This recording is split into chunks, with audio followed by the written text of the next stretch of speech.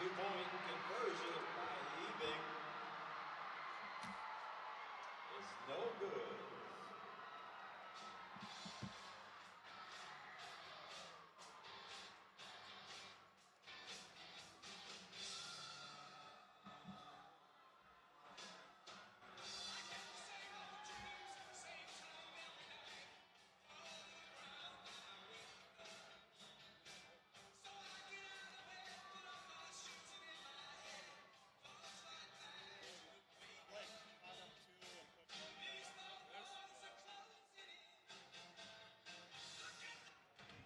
Well, good afternoon, everybody, as we have a Section 6 9-man championship football on the air as the Fertile-Beltrami Falcons take on the Fosston Greyhounds. But we're still a ways away from that starting, but we said we're going to go on at 1:30, so we're going to do that. Right now, Hancock is taking on Border West.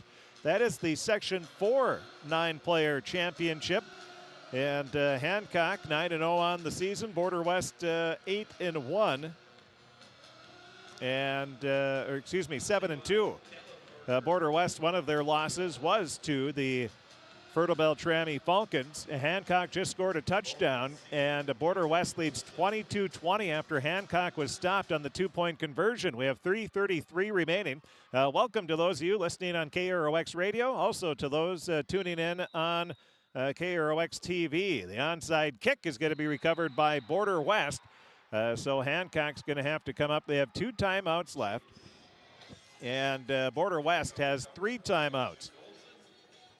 We're here at the Fargodome. We're going to have 3 straight games. The Section 6 9-man championship where the Fertile-Beltrami Falcons, the 3-time defending section champions, get ready to take on the Fosston Greyhounds. And then after that, we'll have the Section 8 9-player championship as the Stephen Argyle Storm, 9-1 on the season, take on the Warren Alvarado Oslo Ponies, who are 6-4. That's scheduled to start at about 4:30. And then we'll have the nightcap, a Section 8A championship, as the Red Lake County Rebels take on the Mahnomen Waban Thunderbirds. Thunderbirds, they are the 3-time defending section champs as well. So we welcome you to the Fargodome. Again, 3:10 remaining in the first game of the day, the Section 4 9-player championship. It's Border West leading 22-20. We now have 3 minutes remaining. 12 seconds left on the play clock. And Border West going right to a left. They're going to take the snap and a run up to about the 46-yard line in Hancock territory. It'll be 3rd down and about 5, maybe 4 for Border West. They just need a 1st down, and that might be able to do it as Border West gets a fresh 35 on the play clock. Again, Border West, they are coming in with those 2 losses, the number 2 seed in the playoffs. Their QRF is 12th in the state. Hancock is number 5. Fertile-Beltrami and Fosston, they are 3 and 10 in the QRF respectively. Now Border West out of the shotgun, a fake handoff. They're going to bounce it out to the near sideline, taken down. That's going to be good for a 1st down, but the ball is fumbled, and Hancock saying they have it, and the official agrees. Oh, wow. Hancock is going to have the ball. 1st down and 10 at their own 41-yard line. So we have an interesting finish here. 2 minutes remaining. Hancock in their maroon uniforms, the Hancock Owls, taking on the Border West Raiders. Or are they the Buccaneers? I think they're the Buccaneers. Yeah, they're the Buccaneers. They're a form of a pirate anyway. Now out of the shotgun, Hancock, they're going to pitch it out to the outside and taken down in the backfield as the running back. And a minute 53 remaining. It's going to be 2nd down at about 12 for Hancock. They trail 22-20. A minute 43 and counting left in the ball game. They're in High formation out of the shotgun. Now the handoff right up the middle, and that is going to be a gain of 2 yards. They get back to the first down marker, and the ball carrier, I believe that's the ball carrier, was injured on the play, and he is holding his left leg. So there is a stoppage of play with 1:31 remaining in the game. Border West leading Hancock 22-20 as we're giving you a little bonus coverage here this afternoon from the Fargodome. There's 4 games being played. We're going to have the next 3 all on KROX Radio and on the KROX TV on our YouTube channel. So if you have friends and family that want to take in any of the games, they can check those out at in those venues. You can, if they're outside the listening area, you can tell them to go to KROXAM.com, click on Listen Live. They can listen on their phone or their computer, wherever they have internet access on any device. Or they can listen on their smart speaker. Just say, listen to KROX in Crookston. An easy way to listen there, as the radios have sort of gone by the wayside, and the smart speakers, for a lot of people, have become the new way to listen to the radio. That's why we're always trying to keep up with the technology. And, of course, we offer the streaming of all 3 of the games coming up as well here from the Fargodome at Gate City Bank Field. And the injured player is still down. And we thank all our sponsors that are able, so we're able to bring you the coverage here throughout the day and evening. It's been a busy week. We had volleyball semifinals, 8A, and those were some fantastic matches. We had that on Tuesday. We had UMC volleyball last night in a 3-2 victory over Bemidji State. Today we have 3 section football championship games. Tomorrow we'll have UMC volleyball again as they take on Minnesota State Moorhead, looking for their 4th win in a row. And all walking off, getting help, and obviously the left leg is hurting for the Hancock ball carrier. I did not print off a Section 4 program, so we apologize for that, but we'll just tell you what's going on. So if you are driving to the Fargodome, you're a Fertile-Beltrami or a Fosston fan, or just coming to watch the games, you still have plenty of time. They're not going to be starting anytime soon, as we sort of expected. That's just 2.5 hours is not enough in between games. Now dropping back to pass, Hancock. They have a receiver. It's tipped away. Good hustle there by Border West. And that'll be 4th down and 10 for Hancock. This will be the play. If Hancock doesn't get a first down or a touchdown, the game is pretty much over. So 4th and 10. If they get a first down, they still have a chance. Obviously, if they get a touchdown, they take the lead. 1:25 remaining in the Section 4 9-player championship game. 4th down and 10. The ball is at their own 41-yard line for Hancock. Trailing by 2, and now we're going to have a timeout called by Hancock, and not a bad usage there. This is the play of the season thus far. And Hancock wants a timeout, and we'll keep it here during this break. Again, we have Fertile-Beltrami Falcon football looking for their 4th straight trip to state as they're going to take on the Fosston Greyhounds. That'll be well, it was supposed to be a 2 o'clock start, but as expected, that is not going to be happening here, as they will have a brief award presentation that takes about a couple minutes. They just get the teams lined up and say, here's your trophy, now get the heck out of here. That's the bad thing about having the Fargodome, but I don't think you could talk to a player that would rather play outside this time of year, although today isn't too bad of a day. You got 44 degrees as a high, but they would much rather be playing in here and trade off not getting handed their medals, which they probably never see again after graduation receptions.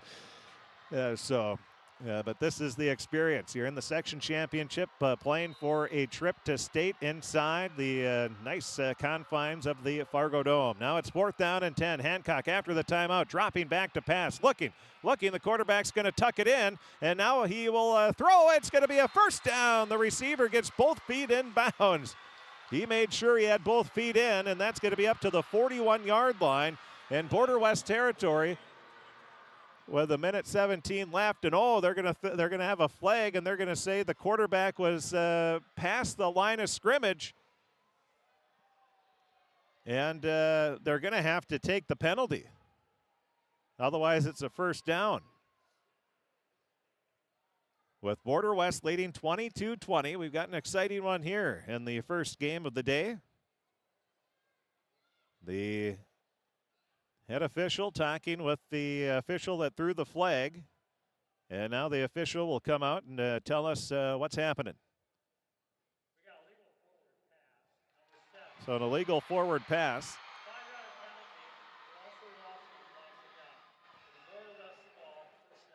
So it will be a turnover on down since it is a loss of a down as well. And a tough penalty there. Well, the Hancock coach not happy, but I was going to say he was well past the 40-yard line when he threw the ball. And Border West, it looks like they're going to hold on to win as Hancock does not have a timeout left.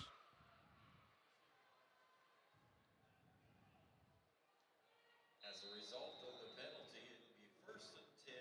But that's the quarterback. You got to be aware of where you are, and you have to know. And Hancock burns their last time out. And Border West leads 22-20. It looks like Border West is going to be going to the state 9-player championship. Again, Border West, they did play the Fertile-Beltrami Falcons for the first game of the year, the past 2 seasons.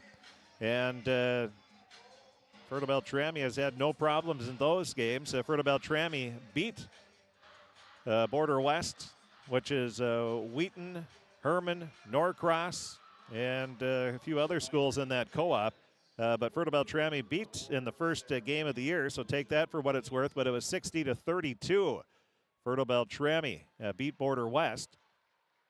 Obviously, Fertile-Beltrami the favorite coming into the Section 6 9-player championship game, only graduating 2 players from last year's team that made it to the state semifinals. But the North is loaded. You have Nevis. You have also Mountain Iron Buell or Cherry, whoever wins that Section 7 championship. And then you have Stephen Argyle and Warren. So it's going to be a very tough, and taking the knee is Border West with a minute 15 remaining. They'll have to take a knee one more time here as the play clock goes. We've got 32 seconds on the play clock, so they'll have to take one more knee. And Border West will be going to the state 9-player state tournament. Who they play, we do not know. As they're going to seed at the top of the North. They seed the 4 North teams and then the 4 South teams. And then the 1 in the North takes on the 4 seed from the North. 2 takes on 3. Then in the South, it's the same thing. The 1 takes on the 4, and 2 will take on 3. And there is the final knee. They will not have to take another knee. The game is over. Border West is going to beat Hancock 22-20, and Border West will be the Section 4 9-player champion as they will improve to 8-2 on the season. And they beat Hancock. Hancock will suffer their first loss of the year, and they will go to 9-1 on the season. These 2 teams did play during the regular season, and Border West lost that one 30-28. So they lost to Fertile-Beltrami, then lost to Hancock in the first 2 games of the year, and then bounced back to win their next 2, 4, 6, 7, 8 games. So Border West has won 8 in a row after losing in their first 2 games of the year, and they are the Section 4 9-player champions. Well, that means it's about time to get ready for our Riverview Health pregame show as we have Fertile-Beltrami Falcon football as they take on the Fosston Greyhounds in the Section 6 9-player championship. We'll have the pregame show, and that is going to be coming up right after this here on KROX.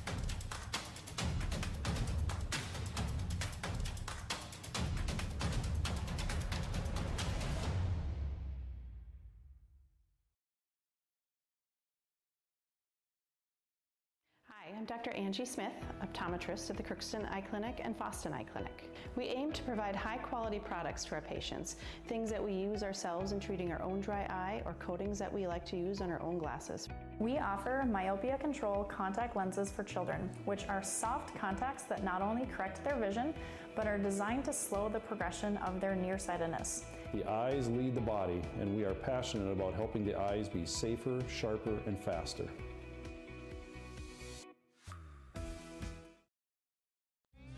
You can make a sweet life right here in the Red River Valley with a career at American Crystal Sugar Company.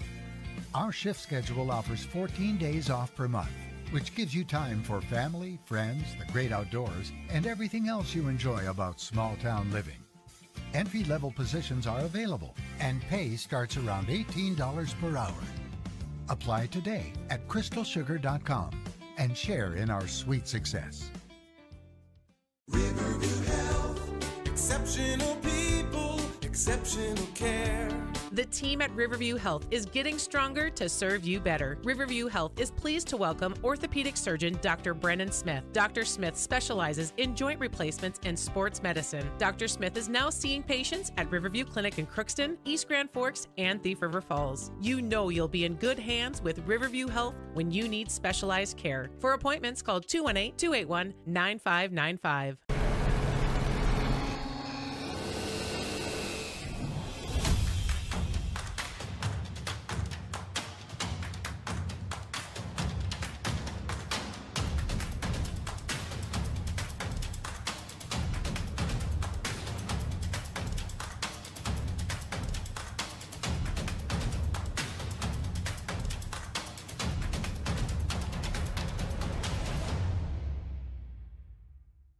Shopping for groceries is easier than ever with Hugo's Family Marketplace. To simplify life, Hugo's offers convenient online shopping with delivery or curbside pickup at GoHugos.com. Even better, shop on the go with the Hugo's Family Marketplace smartphone app. Download e-coupons, recipes, grocery lists, weekly ads, and place your grocery order right from your phone. Save time and save big with Hugo's Family Marketplace, your hometown grocer since 1939. You're gonna find more low prices, more great stuff when you go to Hugo's.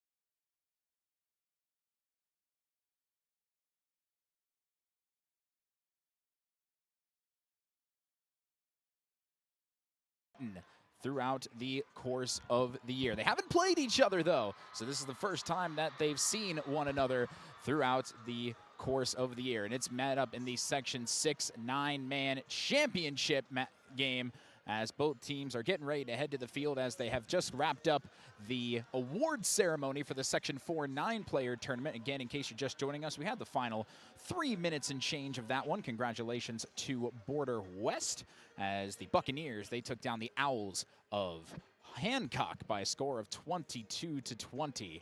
It was a very much a back and forth game. But now as the game 2 of 4 teams start to head out onto the field between Fertile-Beltrami and Fosston, we can officially kick off our Riverview Health pregame show. What you will be hearing throughout the course of the show are, we had talked to both coaches, Brian Nelson from Fertile-Beltrami as well as Joe Woods from Fosston. We'll also take a look at the Draft Sports Bar and Grill scoreboard update, as well as the Napa Crookston Welding and Machine starting lineups throughout the course of this pregame show. So we will take a break, and we'll be back, and we will hear first from the head coach of the Fosston Greyhounds, Joe Woods. That will be coming up right after this. You're listening to the Riverview Health pregame show on KROX. Maralt's Home Furnishings in Fosston is your appliance, furniture, electronic, and flooring expert. They're proud to have served Fosston and the surrounding area for over 50 years. They're committed to offering you top name brands like Whirlpool, FlexSteel, Spring Air, and Congolium for kitchen and laundry appliances, bedroom and living room furniture, flooring, and mattresses. Come in and experience personalized one-on-one service by their exceptional sales staff and meet new owners Mike and Michelle Kerfman. Create your perfect home at your one-stop shop where they sell the best Maralt's Home Furnishings in downtown Fosston. Nord's Pharmacy and Gifts in Fosston has a little bit of everything, and they provide great hometown service. You can have your prescriptions filled and delivered to your home or go through the drive-through window for quick pickups. Nord's Pharmacy and Gifts also has a very nice selection of gift items for any occasion, including a variety of home decor, toys, kitchen items, personal care products, and a nice assortment of apparel. Stop in and see all the great merchandise they sell. Open Monday through Friday, 8:30 to 7:30, Saturday 8:30 to 3, and closed on Sundays. Nord's Pharmacy and Gifts in downtown Fosston. Stop by Lapeer Oil Company East and West in Fosston and fill your vehicle up. They carry Marathon gasoline and diesel. Feeling a little hungry? Check out their specials and their deli. Monday and Friday, they offer daily soups. Tuesday and Thursday specials is tacos. On Wednesday, stop in at Lapeer Oil Company and enjoy a fantastic pizza buffet. Check Lapeer Oil Company's Facebook page to get updates on all their specials. Headed to the lake to go fishing? They carry a nice selection of bait as well. Lapeer Oil Company East and West in Fosston would like to wish area teams best of luck. Here, when our path takes an unexpected turn, we keep moving forward. When life sends us a message, we listen. When you're determined to beat the odds, we help you plan for what's next. This is commitment, resourcefulness, determination. These are remarkable people doing remarkable things together. What's a neighbor? It's more than just someone who lives next door. It's someone who cares, who looks out for you, and who's there when you need them. At Rydell, we believe in being a good neighbor. That means treating you with kindness, respect, and honesty every time you walk through our doors. And like a neighbor, we're here to lend a hand, offer advice, and make sure you're taken care of on and off the road. Because being a neighbor is about being there for each other. And at Rydell's, that's what we're all about. Real life, real relationships, real Rydell. We're back now at the Riverview Health pregame show, and we've got Fosston Greyhounds head coach Joe Woods with us. Coach, undefeated season so far, first time here since 2014. How has this season been for you? How did it get to this point? It's been a lot of fun, to be honest with you. We went down to Hillcrest first game of the year, got down 12-0 in the first 2 minutes. Things definitely were not going our way, but our guys just took a breath and then started playing our brand of football, and we were able to get back, and I think that game helped us a lot just because they were a dynamic football team. They'd spread it out, they'd pass the ball over the place, and then they'd also run it down your throat.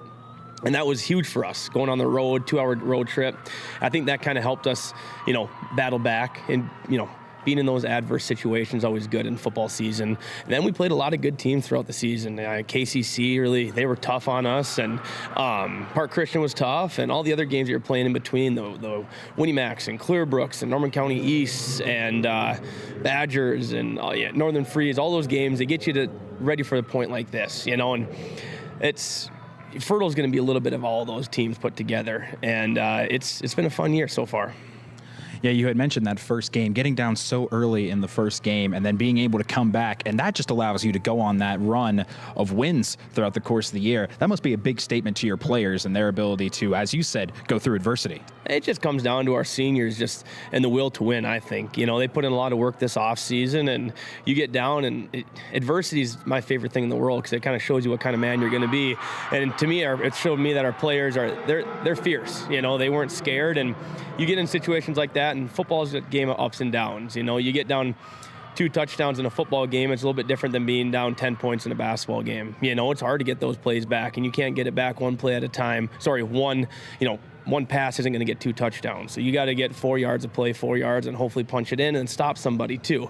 So it was huge for us, and it kind of showed us who we were going to be, and cultivate that wound and cauterize that wound, and then get ready to go on and KCC, they threw an interception in the fourth quarter. And I think that the reason we were able to outlast that team was because we saw what it takes to win. And that happened in the first game of the year. So now that we're moving into this section, final against Fertile-Beltrami. What do you know about them? I know that you said they're pretty much everything that you've faced kind of put together. Of course, they have that long-standing pedigree, being the section champions, I believe 3 years running. So what do you know about them, and what have you done both on the offensive and defensive side of the ball to prepare for a team like this? Yeah, Fertile's good in everything that they do. I mean, they are just a dynamic football team, and they got good athletes, and they got good coaches, you know, and they're well coached, and they're not a smoke and mirrors type of team. They're not going to do a bunch of misdirection and try to confuse you. They're going to try to run the ball down your throat with Isaiah Wright and Harstead, and they got a great offensive line that they do that behind. And then they got Strem on the outside that they can throw the ball to. He gets behind the defense, and you're in trouble.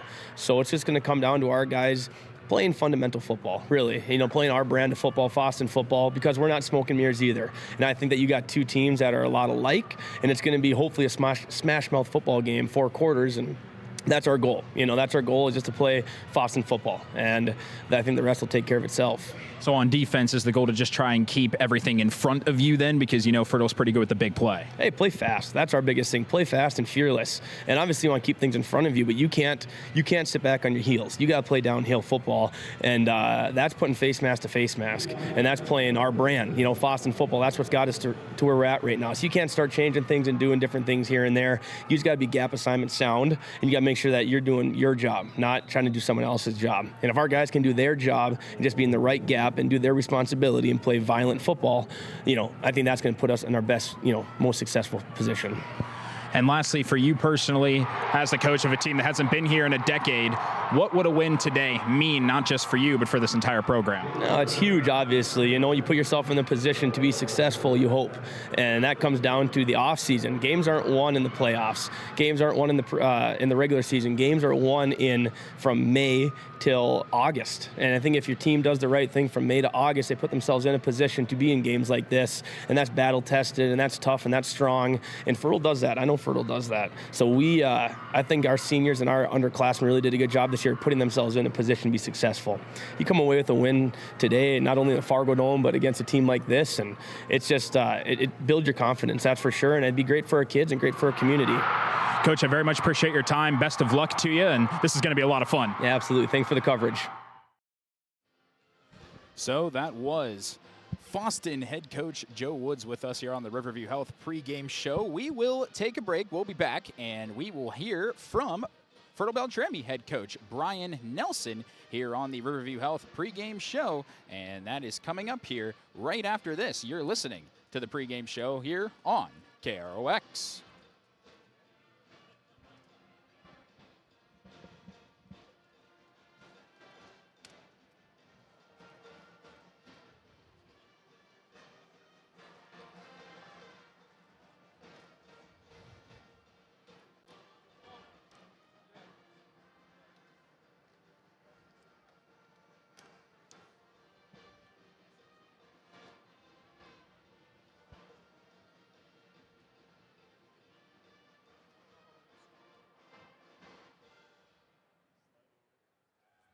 Here with our Riverview Health pregame show, we have got Fertile-Beltrami head coach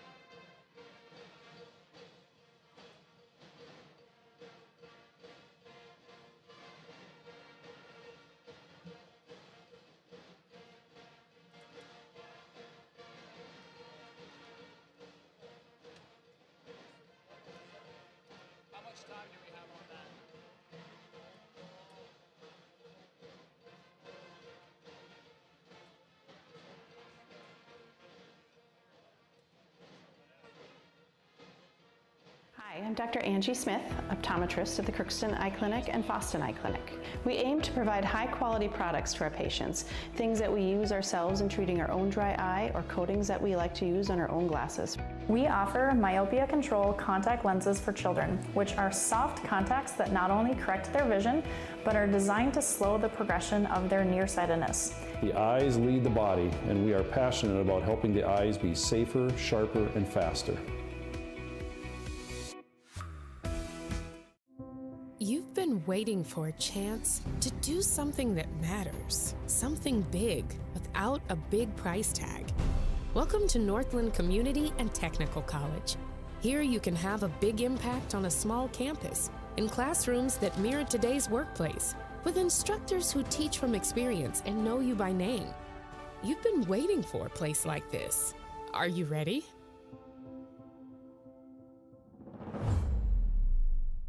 Farming today doesn't always feel the same way it used to. Then again, some of it feels all the same.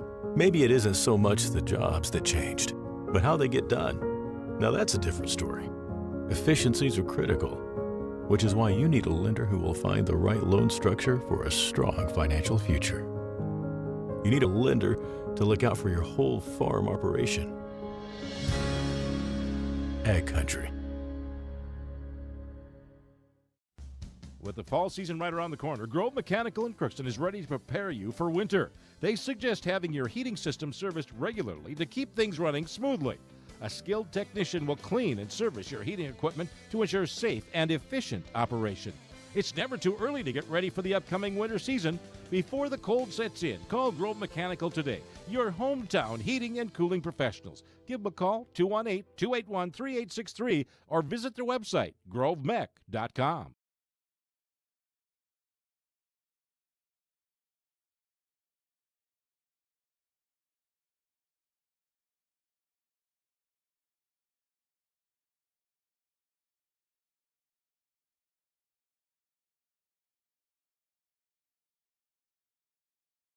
What's a neighbor? It's more than just someone who lives next door. It's someone who cares, who looks out for you, and who's there when you need them. At Rydell, we believe in being a good neighbor. That means treating you with kindness, respect, and honesty every time you walk through our doors. And like a neighbor, we're here to lend a hand, offer advice, and make sure you're taken care of on and off the road. Because being a neighbor is about being there for each other. And at Rydell's, that's what we're all about. Real life, real relationships, real Rydell.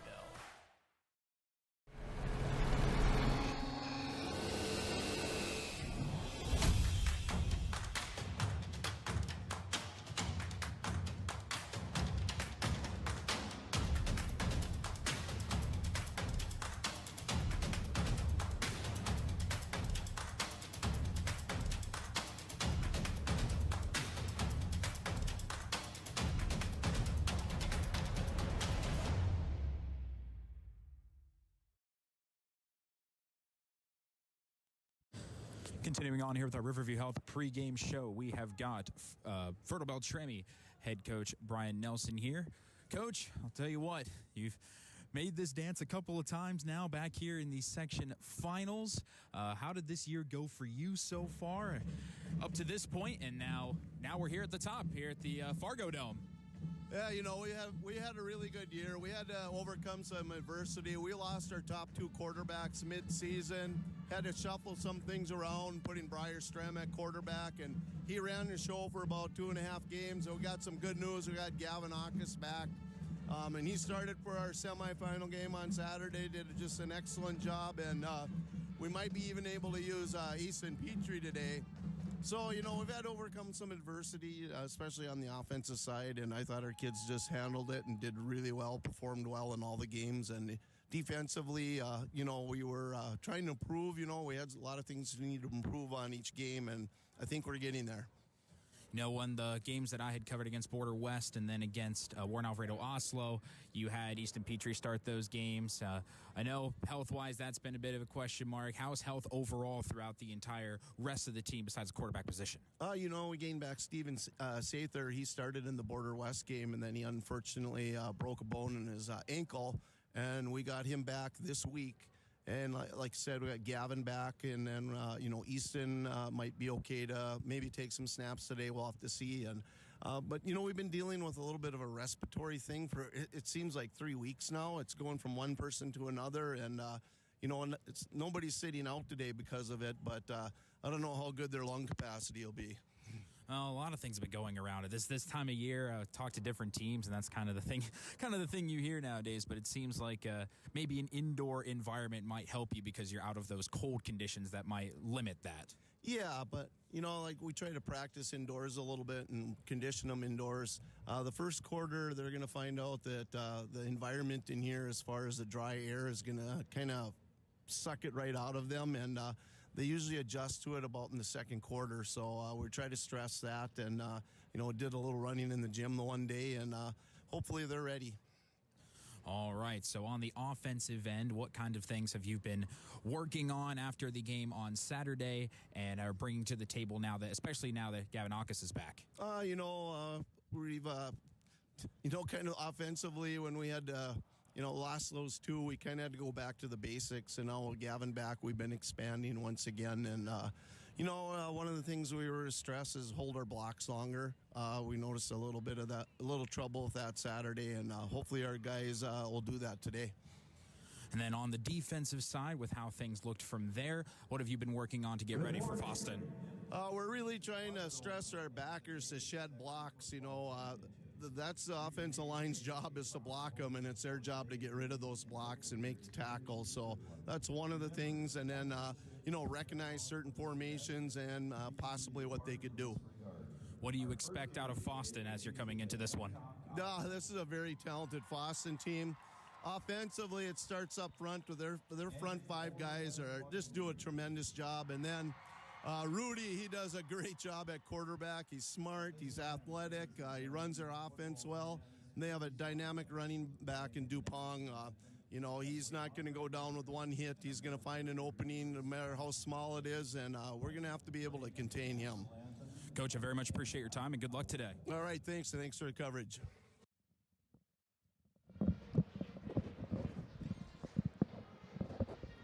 And that was Fertile-Beltrami head coach Brian Nelson with us on the Riverview Health pre-game show. As we continue to move forward here, we'll go straight into the Napper Crooks Welding Machine starting lineups. They have what you need, and they'll make sure your battery will start the first time every time. Buy a Legend battery for Napper Crooks Welding Machine. They handle all your Legend battery needs for your cars, trucks, recreational vehicles, snowmobiles, ATVs, and more. First for the Fertile-Beltrami offense, they'll have at quarterback today, number 6, Gavin Aukus. As you heard from Coach Brian Nelson, there's some questions about who was going to play quarterback today. It's Aukus, but Easton Petrie was taking reps in pregame, so we might see a bit of him today. Tailback will be number 2, Isaiah Wright, the 200-pound, 6-foot senior. Jonah Harstead at fullback, number 5, the 5'9", 189-pound senior. Wide receiver, number 4, Briar Strem, the 141-pound junior, as well as tight end number 28, Drew Gullickson, the 6'6", 185-pound junior. Also at tight end, we have number 9, Preston Hansen. On the Fosston defense, we've got sophomore edge rusher number 77, Parker Nelson, as well as nose tackle number 70, Alex Johnson, and another defensive end, number 78, Tristan Nyland. Out there in linebacker will be the quarterback as well, number 11, Jacob Rudy. On the outside, we have number 79, Dylan Lohman, and number 84, Will Christian.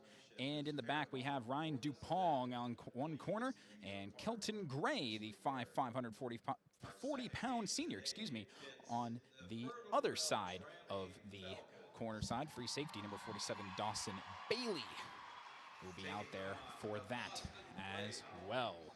As the teams get ready to go, as our clocks hit 0 here in the pregame, they continue to read off the starting lineups, which gives me an opportunity to take a look at the Draft Sports Bar and Grill scoreboard update here. Draft Sports Bar and Grill, they have that great menu, including salads, appetizers, entree, sandwiches, wraps, tacos, pasta, burgers, and desserts. Takeouts and catering are also available, and they have a room that's available for parties and special celebrations as well. You can contact them at 281-1183. Open daily Tuesday through Sunday at 11. So sorry, we do apologize. There was a bit of a technological hiccup there during our pregame show, but we are all good and ready to roll now in this game. A long time coming here for this first kickoff. Just a few minutes past when they thought it was going to kick off, which was about 2:10 to 2:15-ish is what we're looking at now to get this one underway. Teams are now lining up in their special teams positions.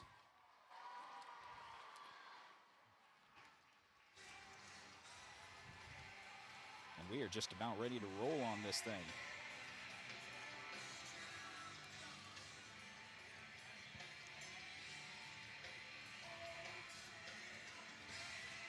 It will be Fosston to receive to get this game started here.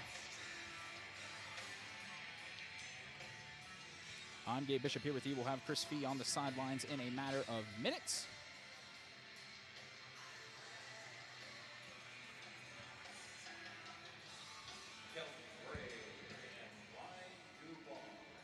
So, as you had also heard from Fertile-Beltrami, the issues with their quarterbacks also translates to an issue with their kickers. So now, Isaiah Wright, he's the one that's doing the majority of the kickoffs right now.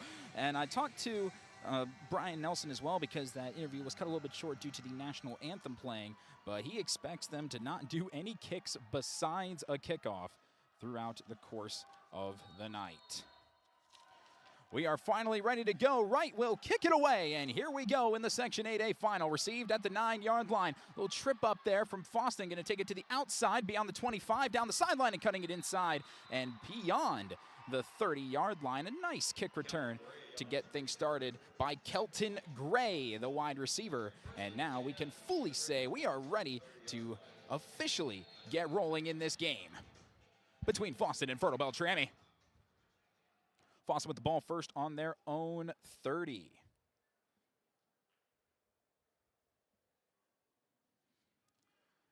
And we do have an injured Fertile-Beltrami Falcon that's now being helped off the field here. So you never want to see that, especially on the first play of the game.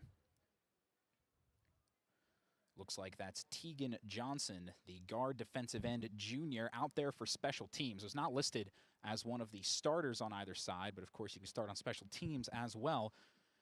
He is being helped off the field by the coaches and athletic trainers.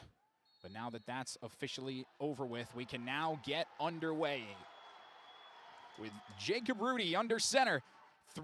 He got 3 tight ends in the lineup. They're just going to hand it off straight ahead. And this is smash mouth football, exactly what Coach Woods talked about. Ryan Dupong, his first carry goes for 9 yards to get this one underway. It'll be 2nd down and 1 to go, as we are still in the opening seconds here of this first quarter of play in the Section 6 9-man final. 2nd down and 1, I formation here for the Greyhounds. Rudy under center. He's got 2 tight ends, and he'll hand it off straight ahead again. And Dupong, that's just what he does. Straight up the middle of the field. That one's for 5 and a first down.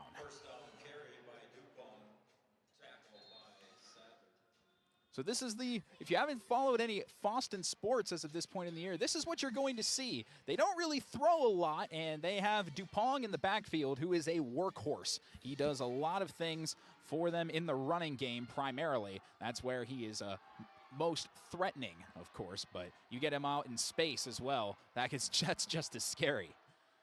Again, keeping in the I formation, Jackson Daniel, the fullback. Play action now. Rolling out is Rudy. He's going to take off straight ahead beyond the midfield stripe, and he'll get inside the 50-yard line for a rush of 8 yards there for the quarterback, Jacob Rudy.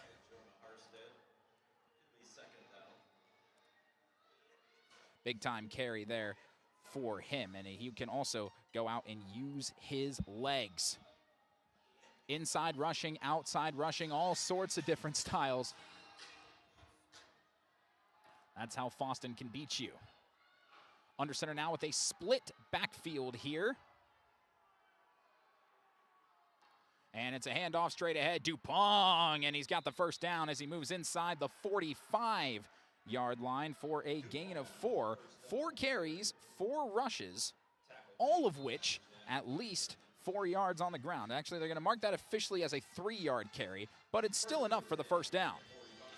Fosston just moving the ball methodically down the field here. Now into Fertile-Beltrami territory. 9:50 to go in the opening quarter, no score. Thank you for joining us here on KROX as well as KROX TV. So you can see that Fosston student section as well, just beyond to the top of your screen. First down and 10 on the Fertile-Beltrami 45. I formation now for Fosston. Rudy gets the snap, pitch to the left. It's Dupont, gets hit immediately, fighting through, but he'll be brought down at the line of scrimmage. That time, Jonah Harstead makes first contact for the Falcons. No gain on the play.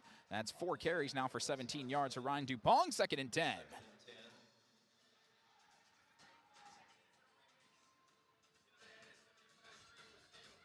This is a very skillful and talented Fertile-Beltrami team throughout every asset of the team as a whole. It'll be 2nd down and 10 on the 45.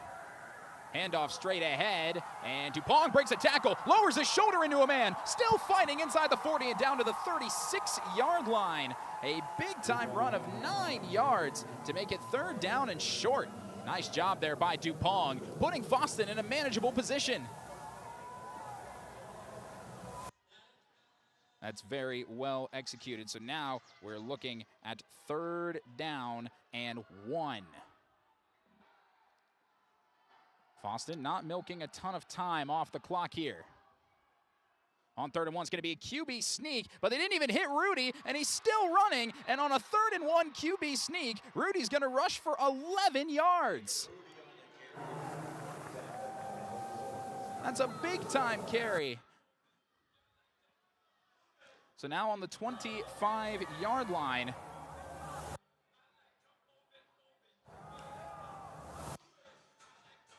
Continuing to move down the field. This is the 8th play of the drive.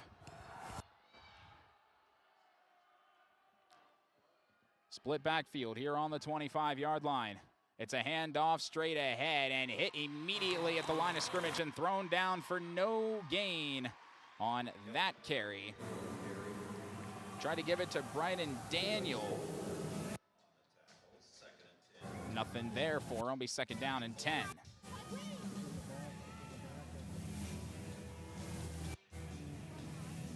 On the 25-yard line here of Fosston. Pardon me, of Fertile-Beltrami. Fosston with the ball. They've milked 4.5 minutes off the clock so far. 2nd down and 10. I formation. Rudy takes the snap, hands off straight ahead, and there's not much there. Able to get a yard out of that play on the carry was Dupont, but it'll now be 3rd down and 9 to go. 3rd and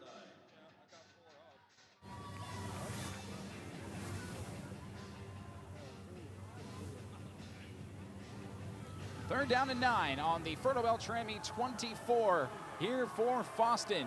Trying to score on the opening drive. 2 tight ends, 1 receiver out to the left. I formation, play action, pressure on Rudy. Now he steps up, he's got so many green grass in front of him. Inside the 20, 15, 10, and he'll be knocked out of bounds at the 5-yard line. Every receiver ran to the right, and there was nobody there for the left side. That's 19 yards, and it's 1st and goal on the 5-yard line for Fosston. It'll be 1st and goal for the Greyhounds at the 5-yard line. So here we go with Fosston on the 5-yard line.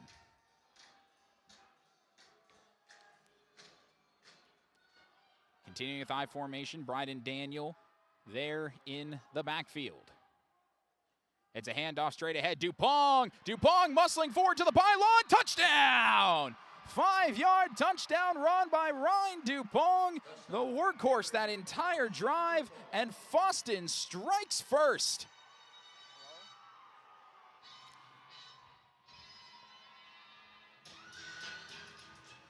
The place is bumping here for sure.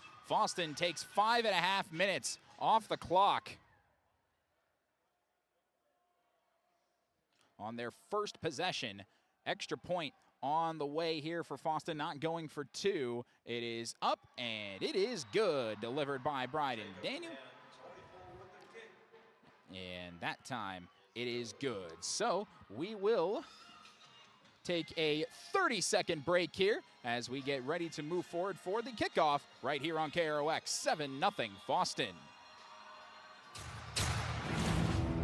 This is my farm. Don't come out here and tell me what I need. I need solutions that work and market options that are worth my time. Small town support that sees the bigger picture. A global network that empowers us. A co-op that's there for us every day. We are back here on KROX, 7-0. In favor of Fosston on an opening drive that took 5.5 minutes, and they just continued till milk clock. Isaiah Wright and Jonah Harstead back to receive this kick. It's a low line drive, and that's going to roll out of bounds. It was not touched, so it will be a kickoff out of bounds, and Fertile will start on their own, I believe it's 40. It's either 35 or 40.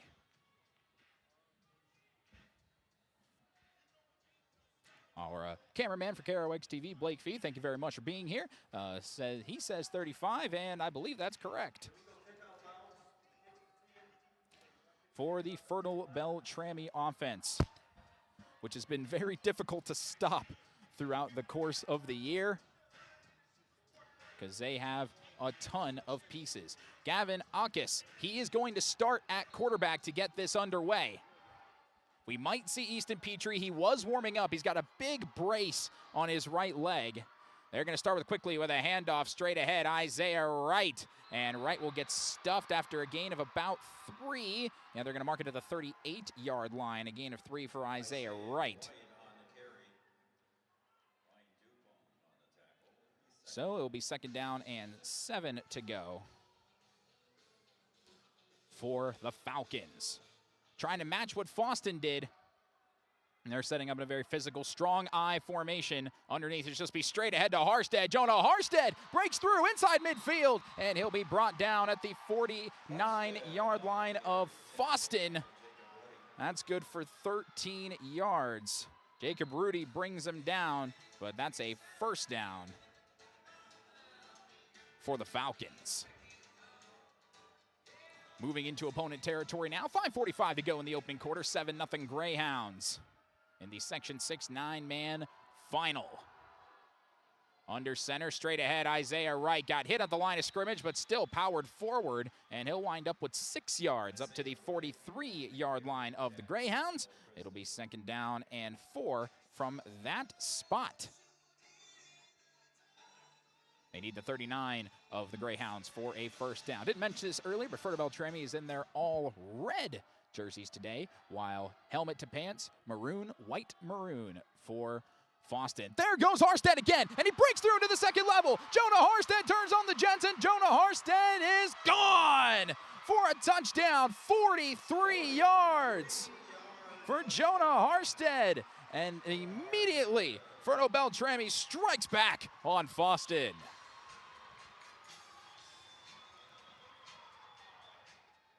Make that 4. That was 2 carries for 56 yards for Jonah Harstead on that drive. A 28-yard average is pretty good, I'd say. That's very well done.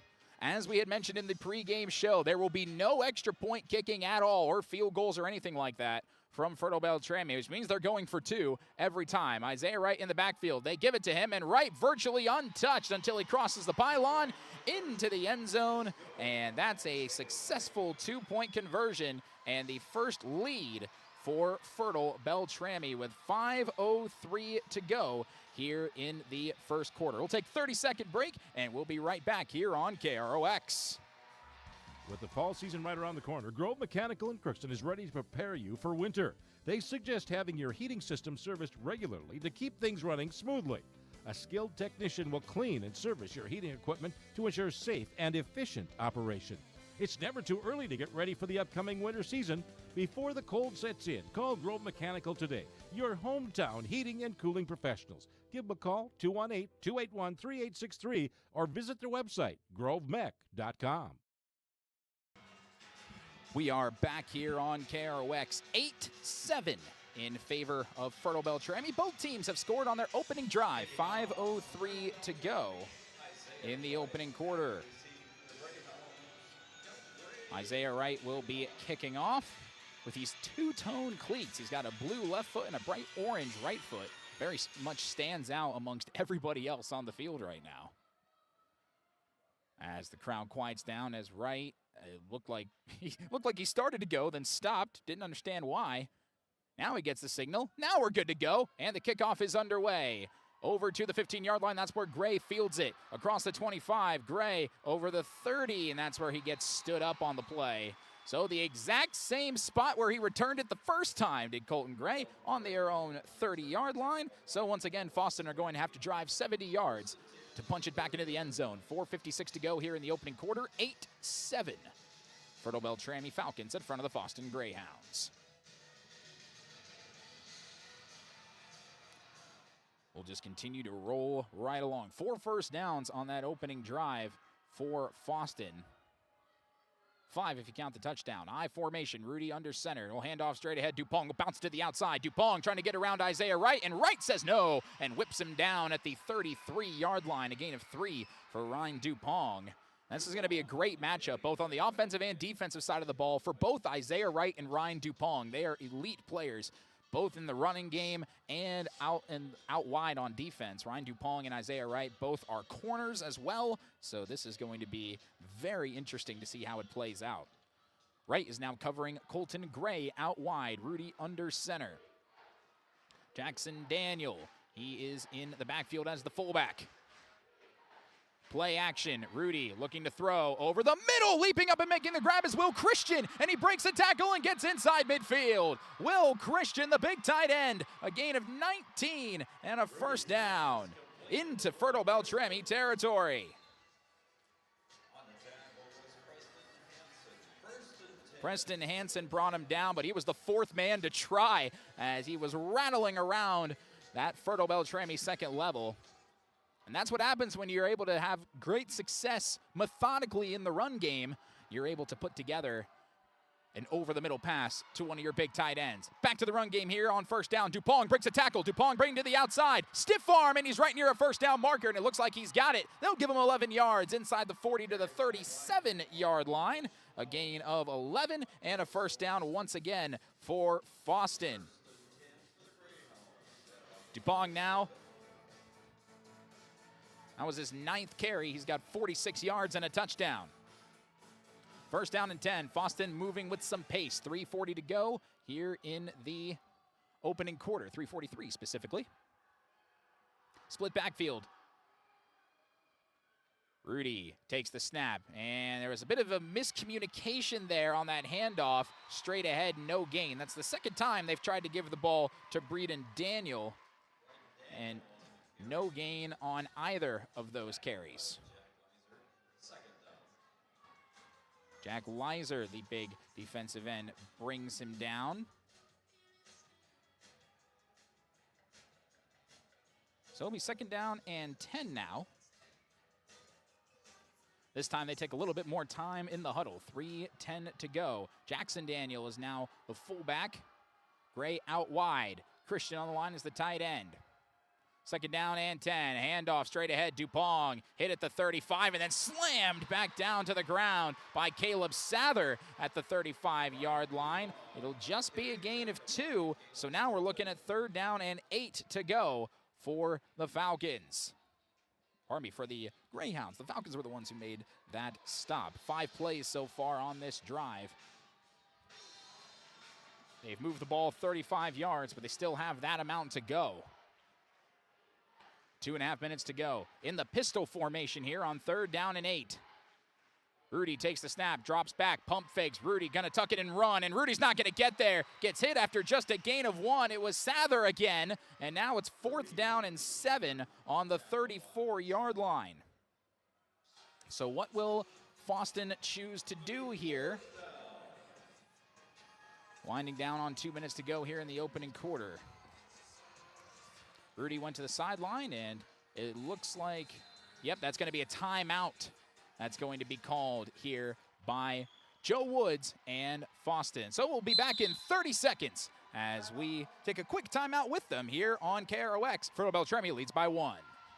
Even in today's world of instant communication and entertainment at the tip of your fingers, we can feel alone, disconnected, and detached. Whether you or someone you know is struggling with addiction, mental health, or just the stress of everyday life, Illuma is here for you, to guide you, to help you find the light within, and instill hope for a brighter tomorrow. The light is in you. Visit illumacares.org. We are back here at Gate City Bank Field inside the Fargodome here in Fargo, North Dakota. The Section 6 9-man final between Fosston and Fertile-Beltrami. Fosston took their first time out, analyzing a 4th and 7, and they're going to run the play here. Let's see what happens. He's not set up far enough back for a pooch punt, I don't think. There's nobody back to return, so it looks like it's just all systems go on 4th and 7. On the 34, they need the 27. Rudy back to throw. Moving to his right. He's going to take off. Can he get there? Lowers his shoulder. I think he got there. He tried to muscle his way through Preston Hansen right at the line to gain. And are they going to give it to him? Let's see what they do. The officials looking at it from the far side where the chains are. And that's a first down. He needed 7. He got 7. And Rudy does it with his legs and keeps the Fosston drive alive. Big time run for Rudy to the 27. He's now got 5 carries for 46 yards.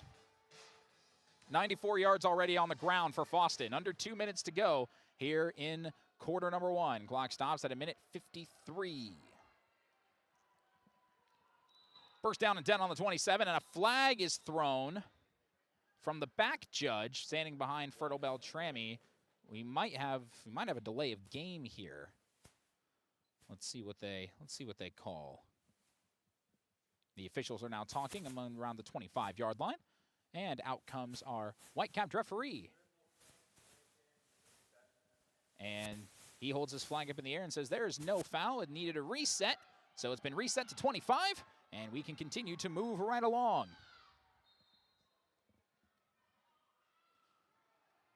First down and 10 on the 27 of Fertile-Beltrami. Fosston trailing 8-7, looking to punch it back into the end zone. I formation with Breed and Daniel, and they're going to hand it off to Dupong. Dupong straight ahead, nothing doing on that play. Big number 67, Jack Leiser again stuffs him at the line of scrimmage. No gain for Dupong, 2nd and 10.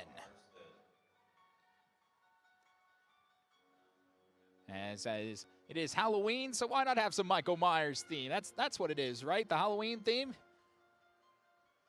I get it confused with the Call of Duty Zombies theme.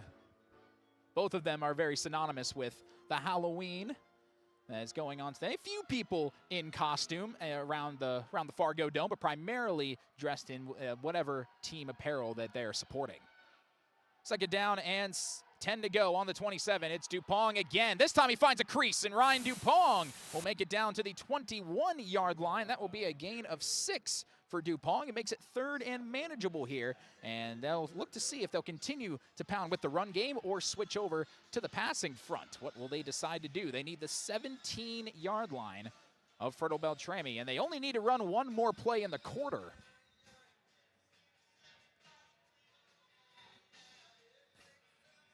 So we'll see what they choose to do. They are taking a lot of time here, and they're now bounced out of the huddle. First one to do it is Gray. He's just going to set up out wide. They've only got 8 seconds on the play clock. They've got to snap this.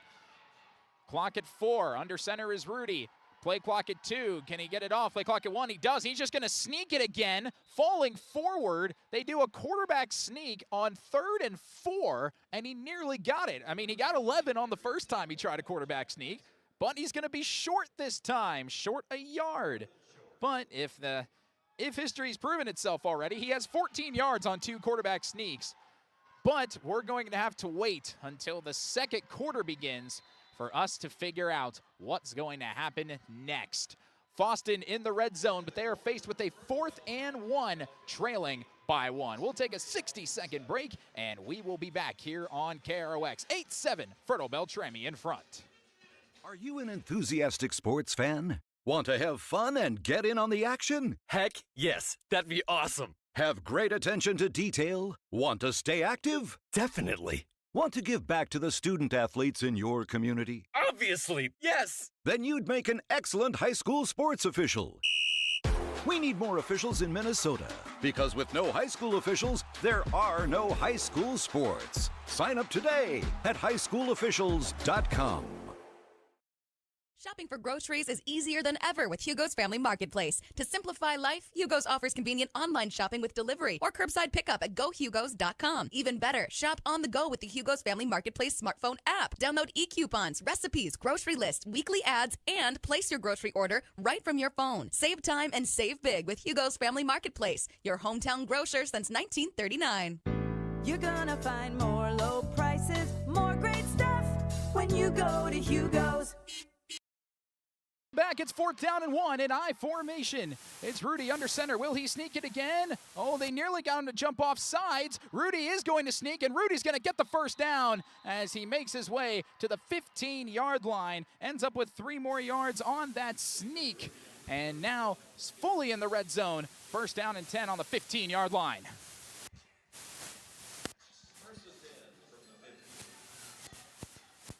So let's see.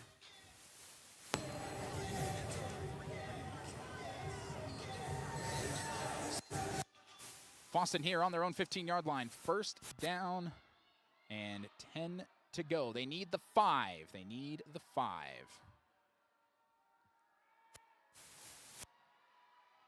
On the 15-yard line, 1st down. Rudy's going to back to throw. Pressure coming. Rolls out. Fires, and it's nearly intercepted by Preston Hansen.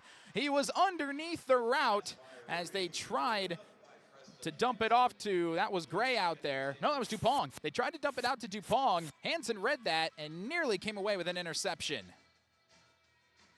Rudy now 1 for 2 for 19 yards. 2nd down and 10.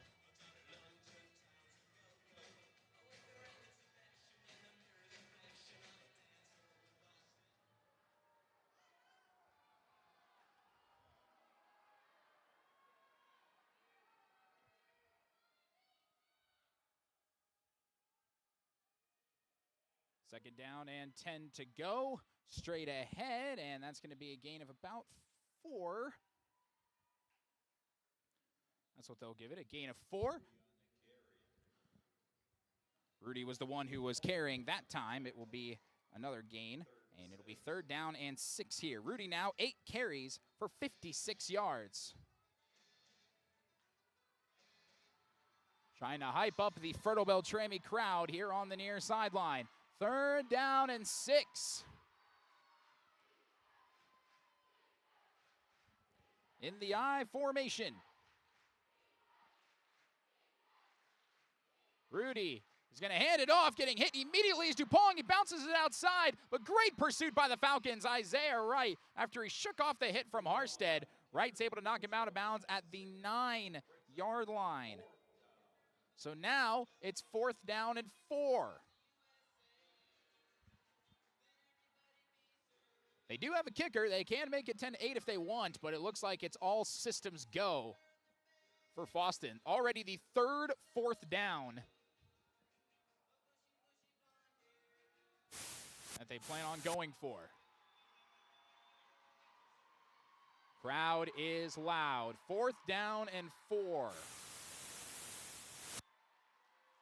On the 9-yard line in the shotgun, Rudy drops back, rolling to his left, heads up, pressure, gets away from Harstead, has to stiff arm right, shakes it off, and he's not going to get there. He stood up at the 9-yard line. The pressure was great that time from Fertile-Beltrami as Gray was open there on the far side of the field, but it'll stay 8-7 as it ends up being a carry for no gain.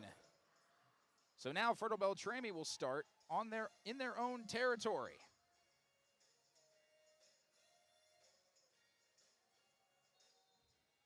On their own 9-yard line. That is where they're looking right now.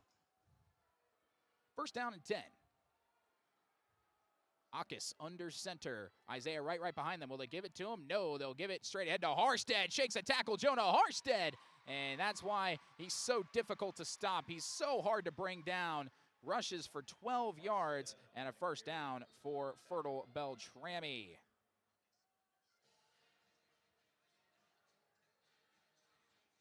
Now on the 21-yard line.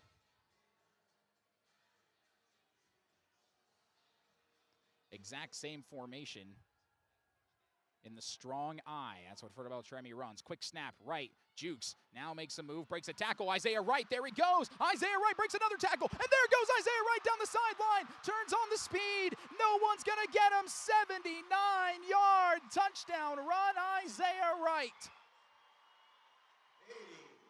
He broke 3 tackles on that carry and took it all the way for 6 points. And Fertile-Beltrami is now up 14-7 with an extra point opportunity to try to make it a 2-possession game.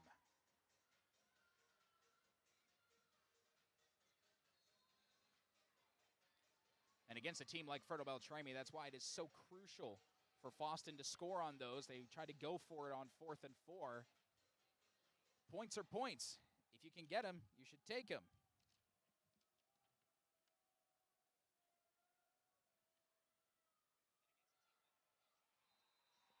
Two-point conversion straight ahead, and that is good. Jonah Harstead again, and he makes it 16-7 in favor of Fertile-Beltrami. We'll take a 30-second break, and we'll be right back here on KROX. You've been waiting for a chance to do something that matters, something big without a big price tag. Welcome to Northland Community and Technical College. Here you can have a big impact on a small campus, in classrooms that mirror today's workplace, with instructors who teach from experience and know you by name. You've been waiting for a place like this. Are you ready?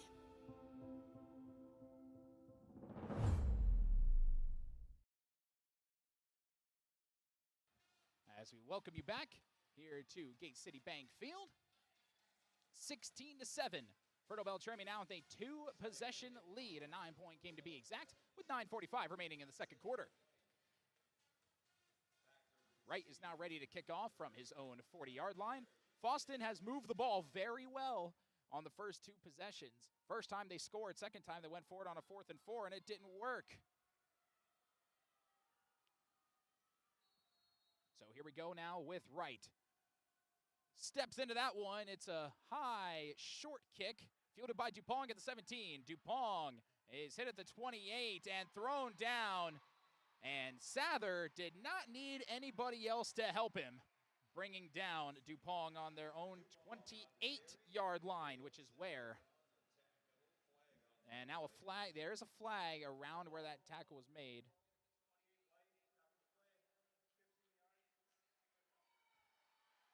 So that's a personal foul, dead ball personal foul. And even though the official pointed towards Fertile-Beltrami, but then he said white, and so it is going to go against Fosston. Pointed the wrong way, but that's all right. That's against Manteuffel, Jacob Manteuffel, the 6'1", 180-pound junior out there on special teams. So after that penalty, which will be a 14-yard penalty, it'll be first down on their own 14. Farthest back, Fosston have had to set up in the I formation. Rudy under center. He will take the snap. It'll be a play action. Was looking deep, doesn't have it. Now he's just going to throw it down the sideline, and it's out of bounds and incomplete. Trying to find Colton Gray, trying to take a shot and take him a little bit off guard. Briar Strem had great coverage on the play, pushing him out to the sideline, and it'll be second down and 10. That's just the third pass of the day for Rudy. He's 1 for 3 for 19 yards.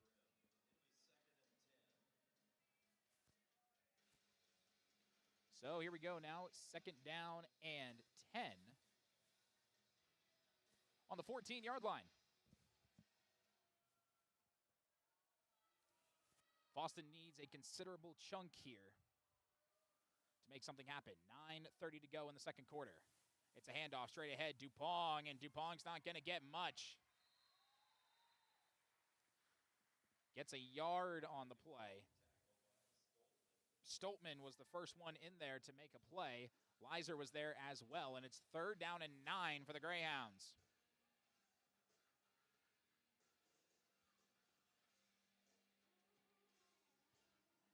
here in the huddle. They'll break out here on 3rd down and 9 in the pistol formation.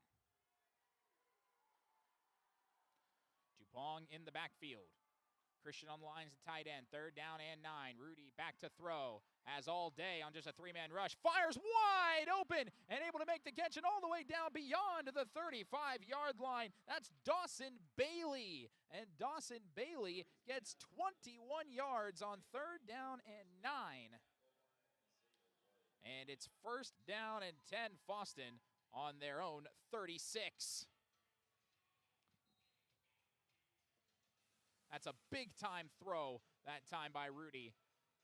And the way this game has gone, where the momentum is starting to shift towards the Falcons, that's a play you desperately needed, and they got it.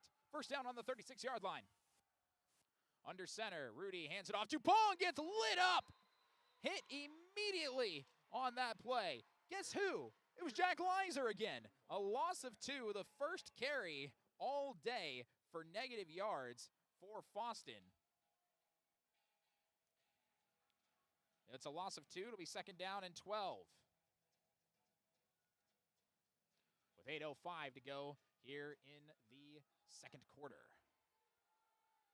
16-7, Fertile-Beltrami in front.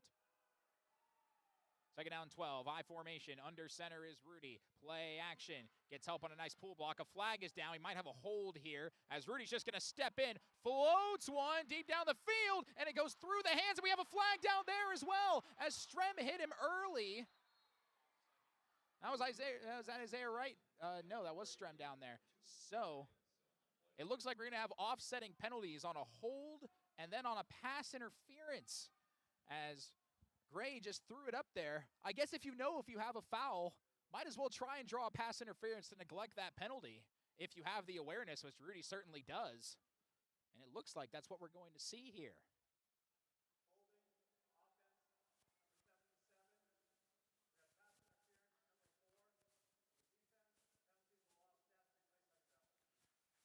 So it'll be 2nd down and 12. Once again, that play didn't happen. Discard it from your memory. It doesn't exist. So now we're looking at 2nd down and 12 for Fosston on their own 34. They need to get to the 46-yard line of, well, their own territory here. They have trips to the left and an empty backfield. Will we see a screen here and a flag? It looks like we might have a false start. Might have been out there on that right tackle area. Dawson Bailey was the tight end on the far side of the line of scrimmage. And they are moving the ball back 5 yards.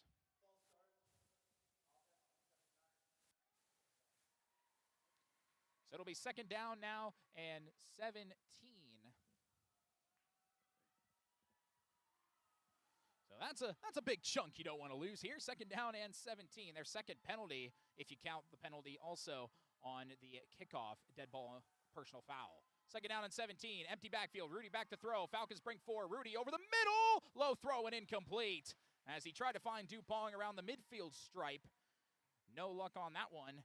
It'll be 3rd down and a country mile now. 3rd down and 17 from their own 29-yard line. They need the 46.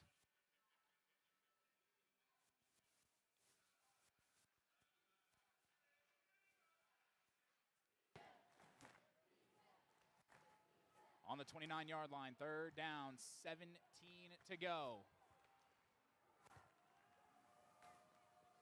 Play clock at 4, in the shotgun. Rudy's got to snap it, and he does. 3-man rush. Rudy faking, doesn't have anywhere to go, now steps in, fires a deep shot down the field, looking for Dupong, incomplete, and that's great coverage that time by Joe Sorensen, and Dupong is still down on the field. Well, Sorensen did a great job. He was stride for stride and leaped up in the air at the last second and knocked the ball away, or at least got a piece of it, and that's going to be 4th down and 17, and I would think that Fosston's going to be forced to punt here. Yeah, that's exactly right, Chris. Just a little too far back, but at the moment, the concern is on Dupong, who is still down on the field here. But thankfully, he's able to pop right back up, so we can continue to move move right along. And with 7:19 to go here in quarter number 2, 16-7 in favor of the Falcons. Well, Fertile-Beltrami looking for a big stop here. Well, they got one, and were able. There was a lot of time for the quarterback to throw that time for Fosston, but the receiver or the defensive backs did a great job of just staying with the receivers, and they were able to knock that one away. And now they're going to be back for a punt return. 4th down and 17. This is the first punt for either side.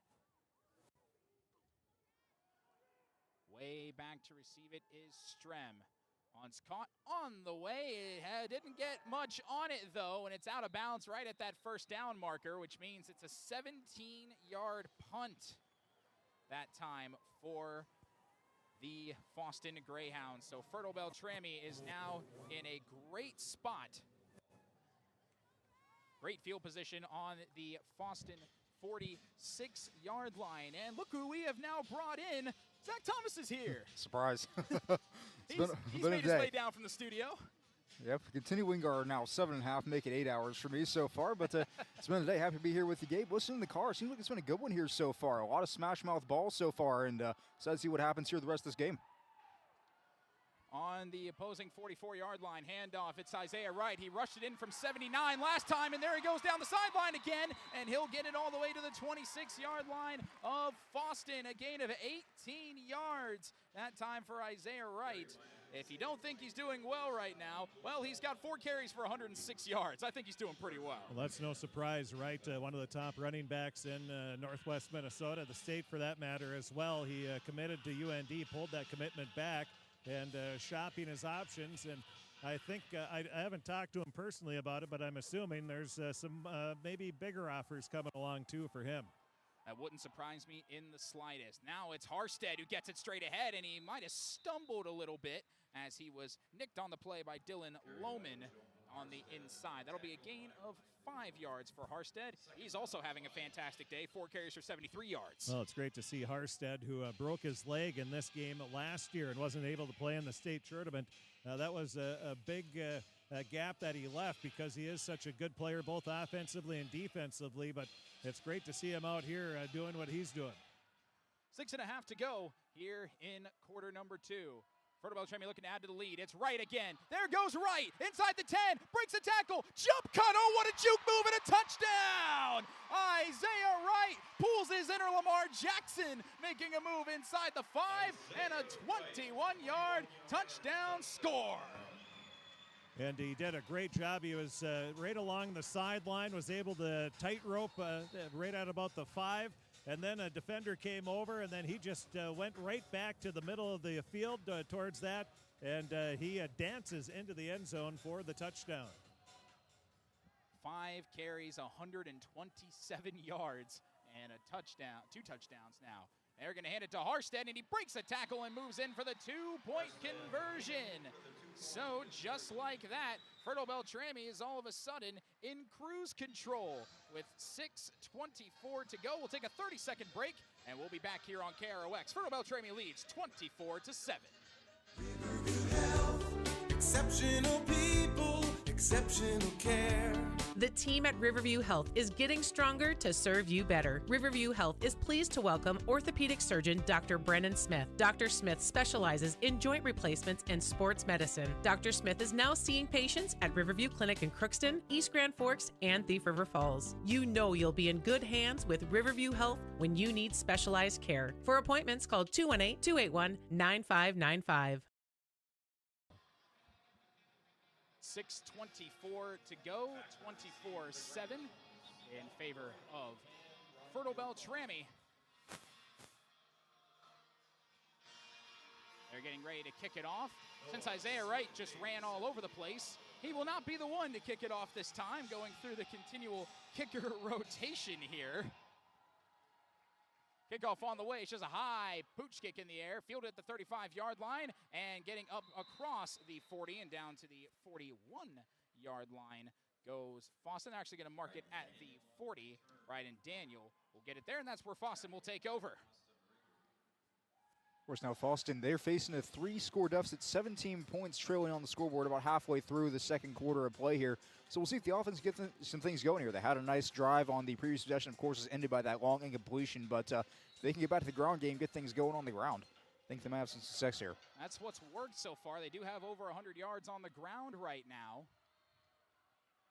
But Fertile-Beltrami and their last drive has started to hold that down a little bit more as there's a handoff to Dupong trying to change that. Glad to see that he's all right after being injured earlier, and he'll rush for a gain of 5 up to the 45-yard line. Already 16 carries for Dupong, 58 yards and a score.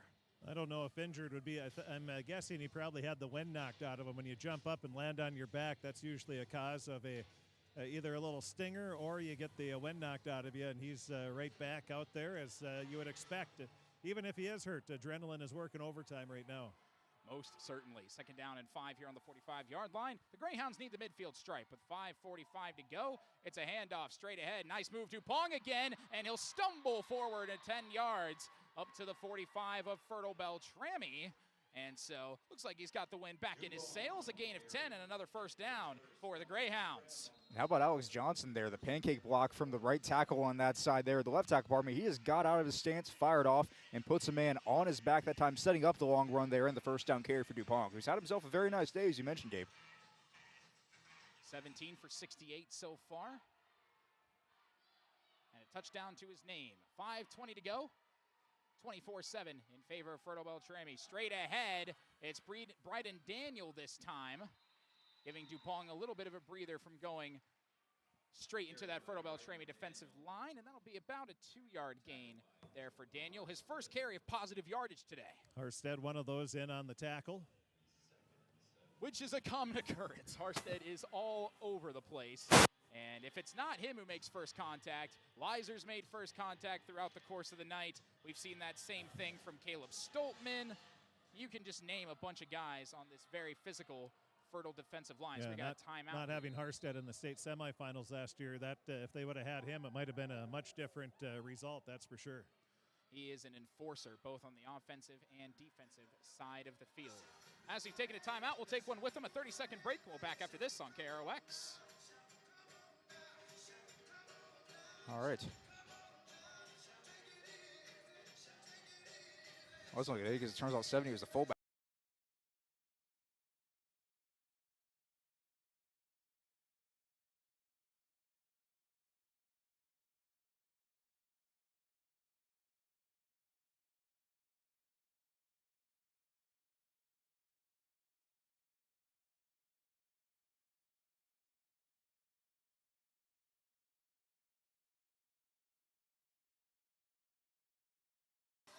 Fosston again, they're moving the ball right now.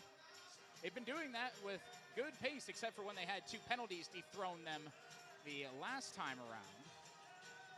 They have 2 penalties for 19 yards on the day for them, and it'll be second down and 8 to go. Under center, a full house formation. And straight ahead, it's Daniel again, bouncing to the outside. Got dragged down by Preston Hansen, but is still able to fight his way inside the 40 to the 39-yard line. Gets a gain of 4 on that one, and another third and manageable here for the Greyhounds. That's the thing about the offensive formation there. You have 5 guys on the line of scrimmage, 1 receiver out wide, 1 back in the backfield. Forces everybody on the Fertile-Beltrami defense to condense end of the line, and they know has the room to work outside. But everybody's inside. The sidelines are going to be open. Good job by him seeing the open space there and getting a good gain on the second down carry. Third down and 4 on the way here for the Greyhounds. 4:10 to go. Under center in the I formation, Gray's one out wide. It'll be straight ahead. Dupong trying to back his way there, and he's going to be a yard shy of the first down as he gets down to the 36-yard line. So another 4th and short upcoming for the Greyhounds. Well, Jack Leiser was one of them in on the tackle to hold them back along with a gang of other Falcons, and now it's 4th and 1, and you can hear the Falcon fans getting fired up for a big defensive stop. Yeah, definitely. You see, it looks like they're going to go for it here as the offense is back in the huddle that time. Saw Rudy out there leading the team once again. 4th down, just over a yard. Same formation here. Rudy Takes a snap, and a flag is thrown, and it looks like we've got a false start. Yep, we had one on the near side of the line. He ended up taking off just a step too early, and an easy call for the official. That'll push him back 5 yards, and a very costly penalty there. Yeah, backbreaker for sure. Now it's back to 4th and 6 as that foul goes on Parker Nelson. Of course, again, down 24-7. How much does that change your play call here? You figure it's going to be a QB sneak, and, 4th and 6. It's probably going to be a bit more of a conventional play call for that type of down and distance. But we'll see again, what does the offense want to come out with here facing this deficit? Rudy's only 2 for 6 for 40 yards passing. They line up in the eye. And we'll have whistle blows, and it looks like Joe Woods wants to talk it over with his team on this 4th down. So we will take a 30-second timeout here, and we will be back with that 4th down play. You're listening to the Section 6 9-man championship here on KROX. You can make a sweet life right here in the Red River Valley with a career at American Crystal Sugar Company. Our shift schedule offers 14 days off per month, which gives you time for family, friends, the great outdoors, and everything else you enjoy about small-town living. Entry-level positions are available, and pay starts around $18 per hour. Apply today at crystalsugar.com and share in our sweet success.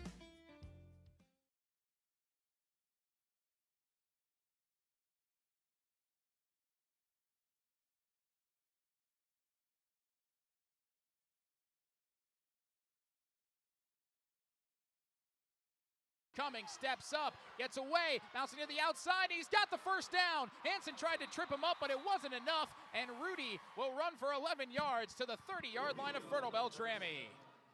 Hansen's got to do a better job of squaring off that time. You could see him at the end of that play sort of lunge toward the quarterback there, Rudy, as he just sidesteps in that time. Defenders leaving their feet, typically not a good thing to happen, especially in that big of a situation. That time there, Hansen leaving his feet probably cost him a 4th down stop.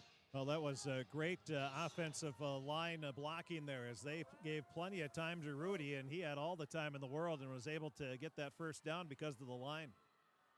Now on the Fertile-Beltrami 30-yard line. 2.5 to go. It's a handoff. Dupong, the flag down as Harstead was in on that play to bring down Dupong at the 27, but the offensive line is already moving backwards, so it looks like this is coming back. And that's a holding call on Tristan Nyland, the big 6'6", 215-pound senior. No, we don't have to say who it was on. They said the numbers. Yeah, I don't care. It's high school. First down and 20 after that 10-yard penalty. 4th penalty for Fosston. Up to 34 yards of those. That was all in the last 2 possessions. Clock winding down here. We're under 2:20 to go in the first half of play. And Fosston, they're definitely looking to score and be the last team to touch the ball here. Play action, pressure from the outside. There goes Rudy, a lot of green grass to go. Inside the 35 to the 30 and out of bounds around the 25-yard line. Got all of those yards back and then some. Pushed out of bounds by Sather, but it'll be a 15-yard carry and it'll be 2nd down and 5. Certainly does have a quarterback that can run, doesn't it? Rudy that time again. There's nothing down the field for him. He just sees this green grass head. Has to go get the yards he can, and instead of what could have been a 2nd down and long, he ends up taking a 2nd and 5. And in this situation, a pretty good spot, I would think. And again, the offensive line doing a great job of giving Rudy all the time in the world to just look down the field. There's nothing there, so he tucks it in and runs once again. 11 carries, 82 yards for Rudy so far.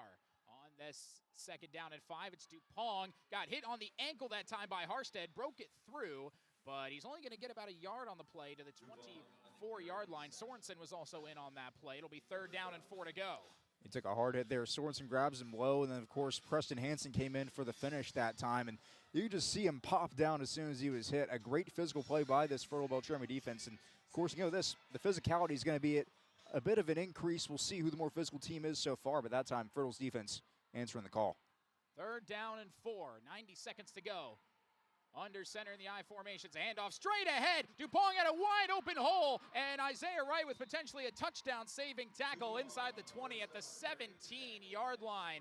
a big play, allowing Fosston to move all the way down into the red zone. Yeah, Briar Strem came up from a safety position and was able to make that touchdown saving tackle, and he just waited, saw that he was coming, running right at him, and he was able to make that ankle tackle. Big play there to save a touchdown. 1:10 to go and counting. Only one timeout left for Fosston, so got to be careful with that. Rudy takes the snap, three-man rush, back to throw, behind the 25, along the sideline. Now he steps and fires, middle of the field, pass is caught, and moving inside the 5-yard line, spinning, and down to about the 1-yard line. That's where they're going to mark it.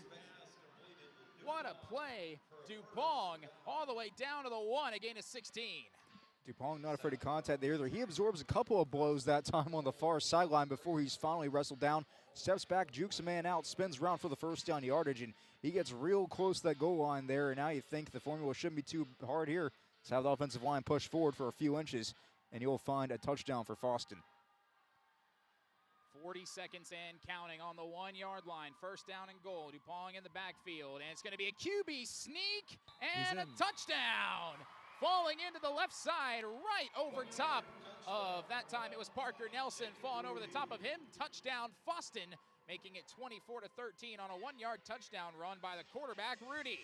Then the line's got to push forward 3 feet. Rudy is 6 feet tall. He just has to lean forward, and he's in the end zone. Sure enough, that's been the formula right there. We've seen him run the ball several times on this drive throughout this game as well. The QB sneak certainly within his arsenal, and that time puts points to the board here for Fosston. It's a good read by Rudy, too, because there wasn't anything right behind center, so he shot off, took a step or two off to his left, and was able to find that seam and just dive forward, reach that ball out into the end zone. Quickly to the line, they're going to go for 2 here. It's play action. Rudy rolling, flips it, and that's going to be caught over there by Gray, right near the pylon for a 2-point conversion.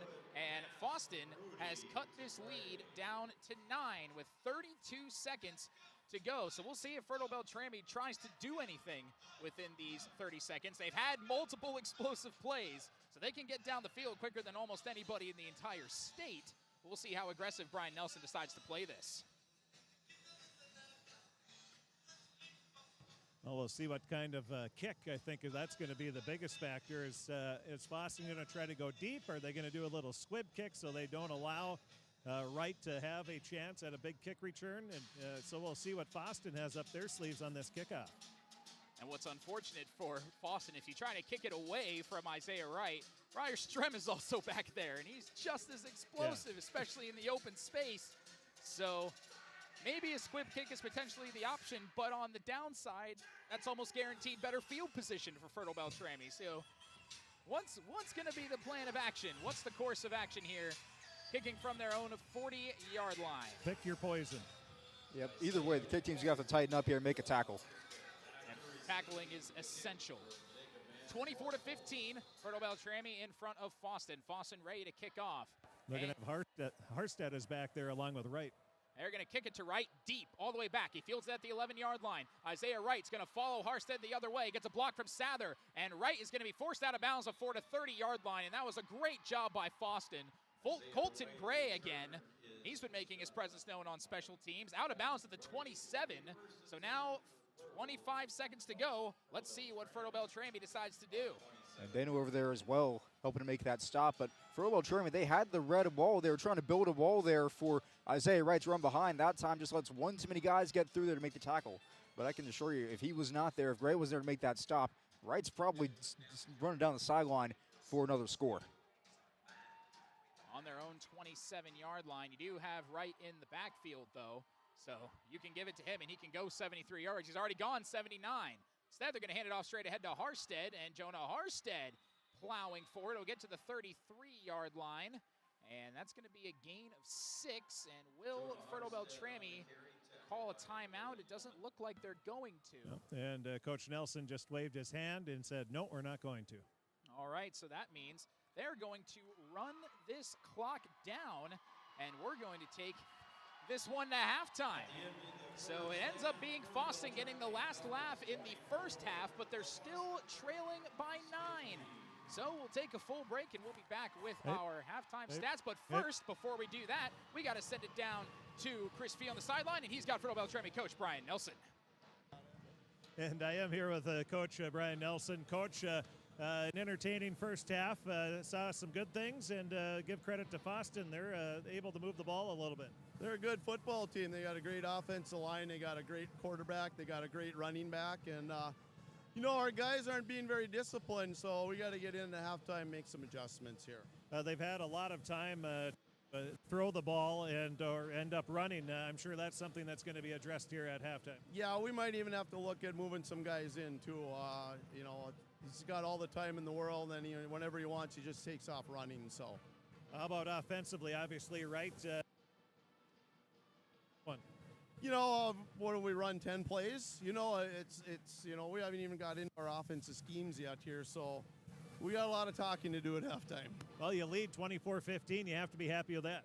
Yeah, our kids offensively were, giving us some ideas here, but we got to talk at halftime here and do some adjusting here. We got to get some guys disciplined. Any big changes besides being more disciplined? No.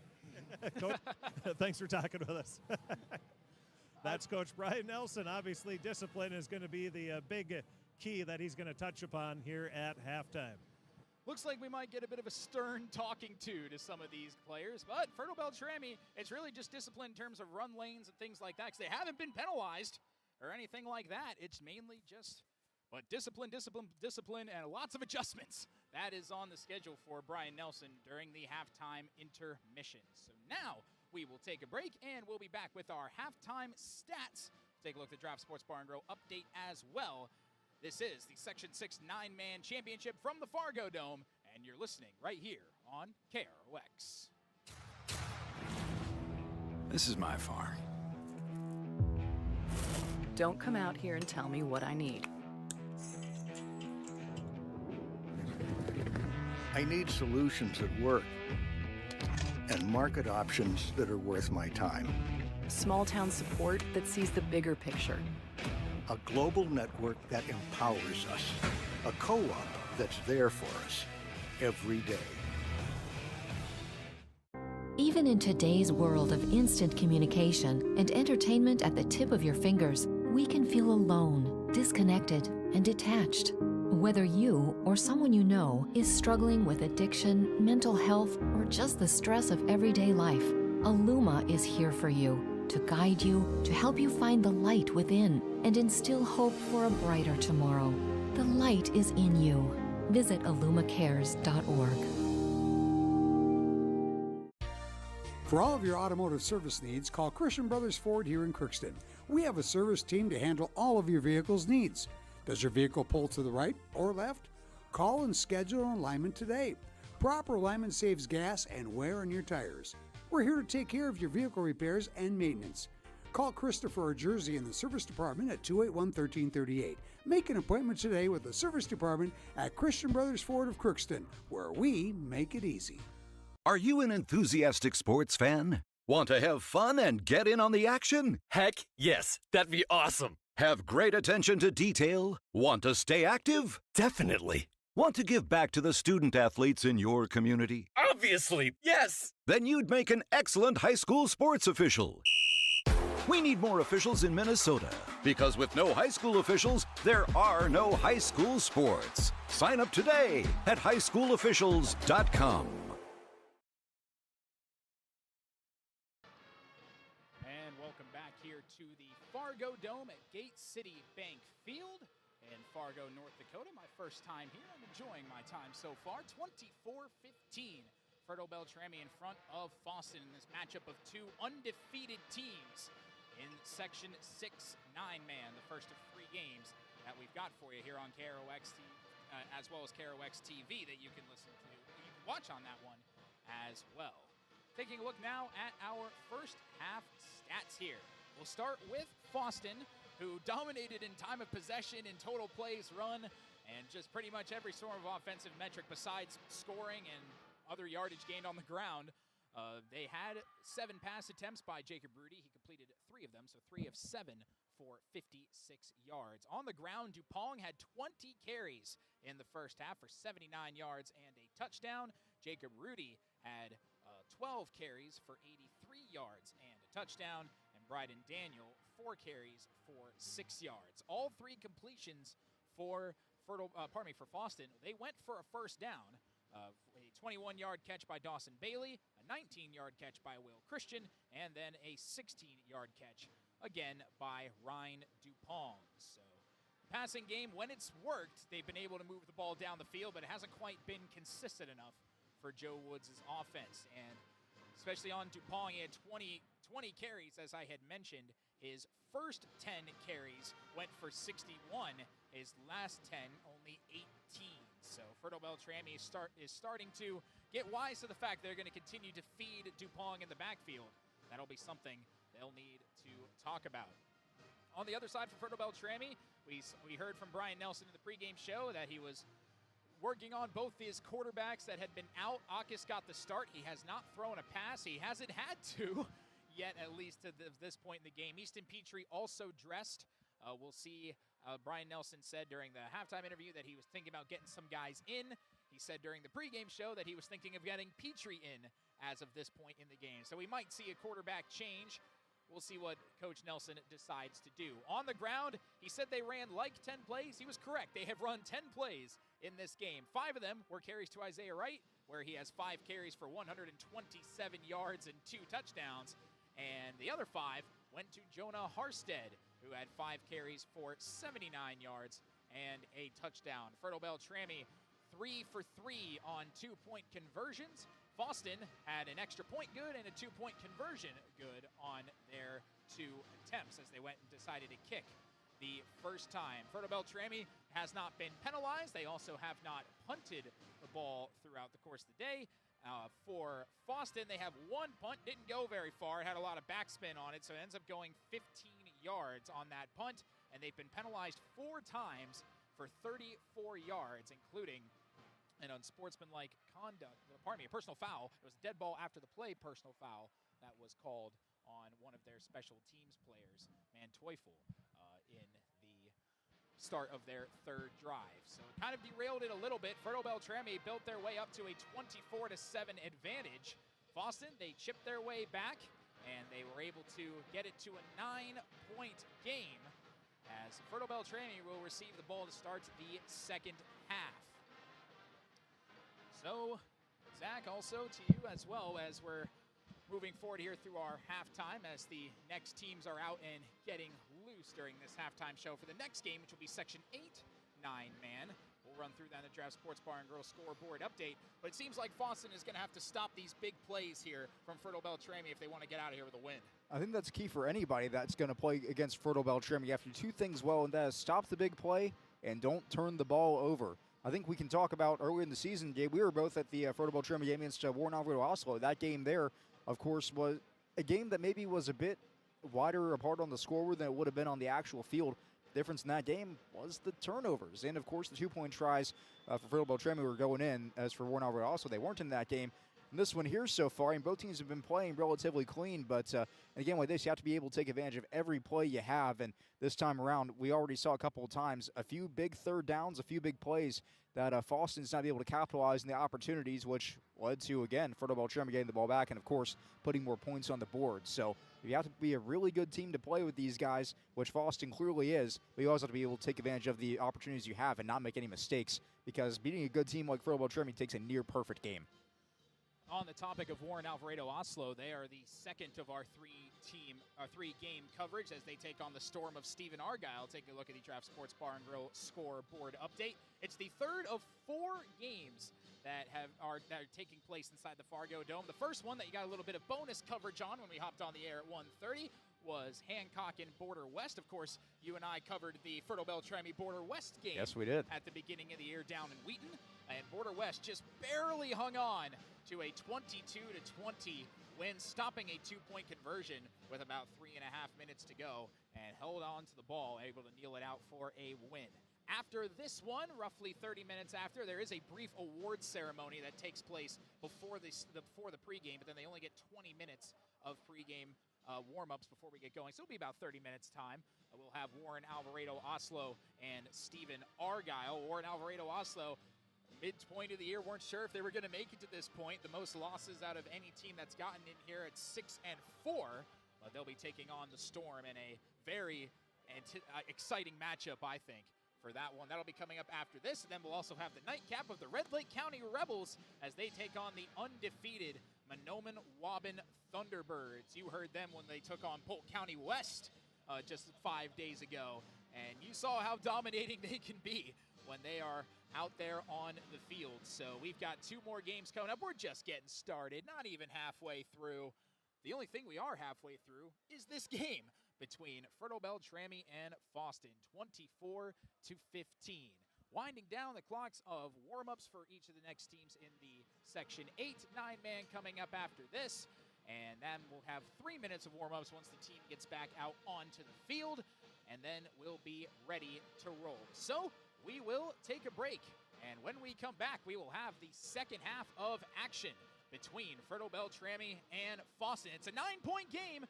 Not sure if any of you listening out there thought it was going to be close or not, but it is. And Fertile-Beltrami, they're going to make some adjustments, apparently, according to Brian Nelson, and try and get a bit more discipline in there as well, as the standard is set very high for the 3-time defending section champions. We'll take a break and we'll be back. You're listening to Section 6 9-man championship live from the Fargodome here on KROX, also on KROX TV.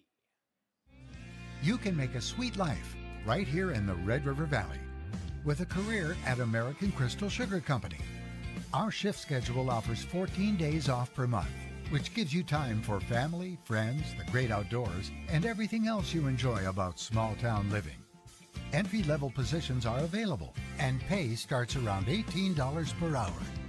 Apply today at crystalsugar.com and share in our sweet success. Riverview Health, exceptional people, exceptional care. The team at Riverview Health is getting stronger to serve you better. Riverview Health is pleased to welcome orthopedic surgeon Dr. Brennan Smith. Dr. Smith specializes in joint replacements and sports medicine. Dr. Smith is now seeing patients at Riverview Clinic in Crookston, East Grand Forks, and Thief River Falls. You know you'll be in good hands with Riverview Health when you need specialized care. For appointments, call 218-281-9595.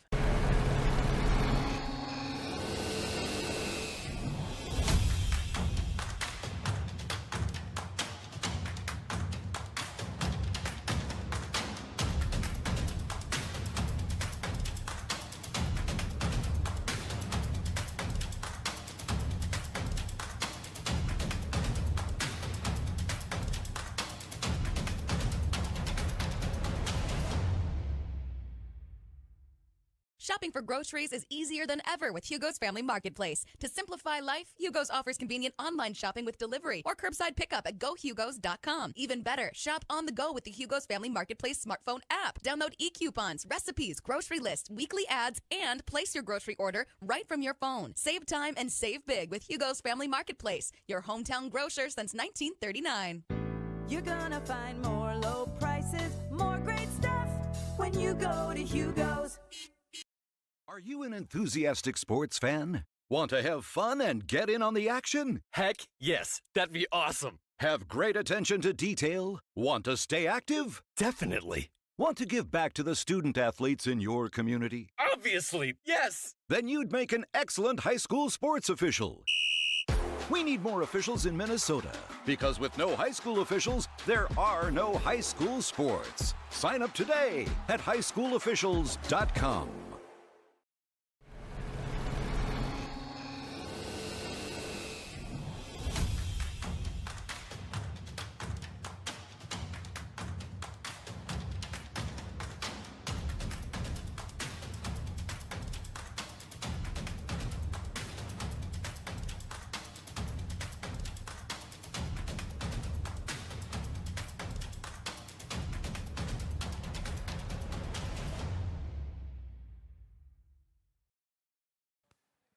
Ladies and gentlemen, I welcome you back here to Gate City Bank Field inside the Fargodome between Fertile-Beltrami and Fosston in the Section 6 9-man championship, with the winner moving on to states. I'm Gabe Bishop here with you, Zach Thomas alongside Chris Fee on the sidelines. And Zach, now that you're here for a full half, oh yes, after making your way down, this should be a very exciting game so far. So, as we've made our way through. It'll be Fertile-Beltrami to get the ball first. What do you expect Fosston will try and do defensively?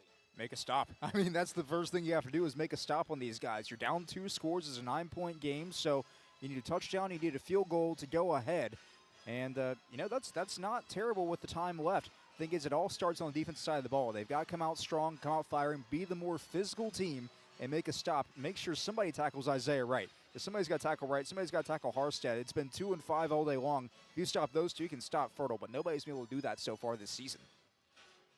It's been borderline impossible against Fertile-Beltrami, but Fosston is undefeated for a reason, and they are hanging in there, especially on offense.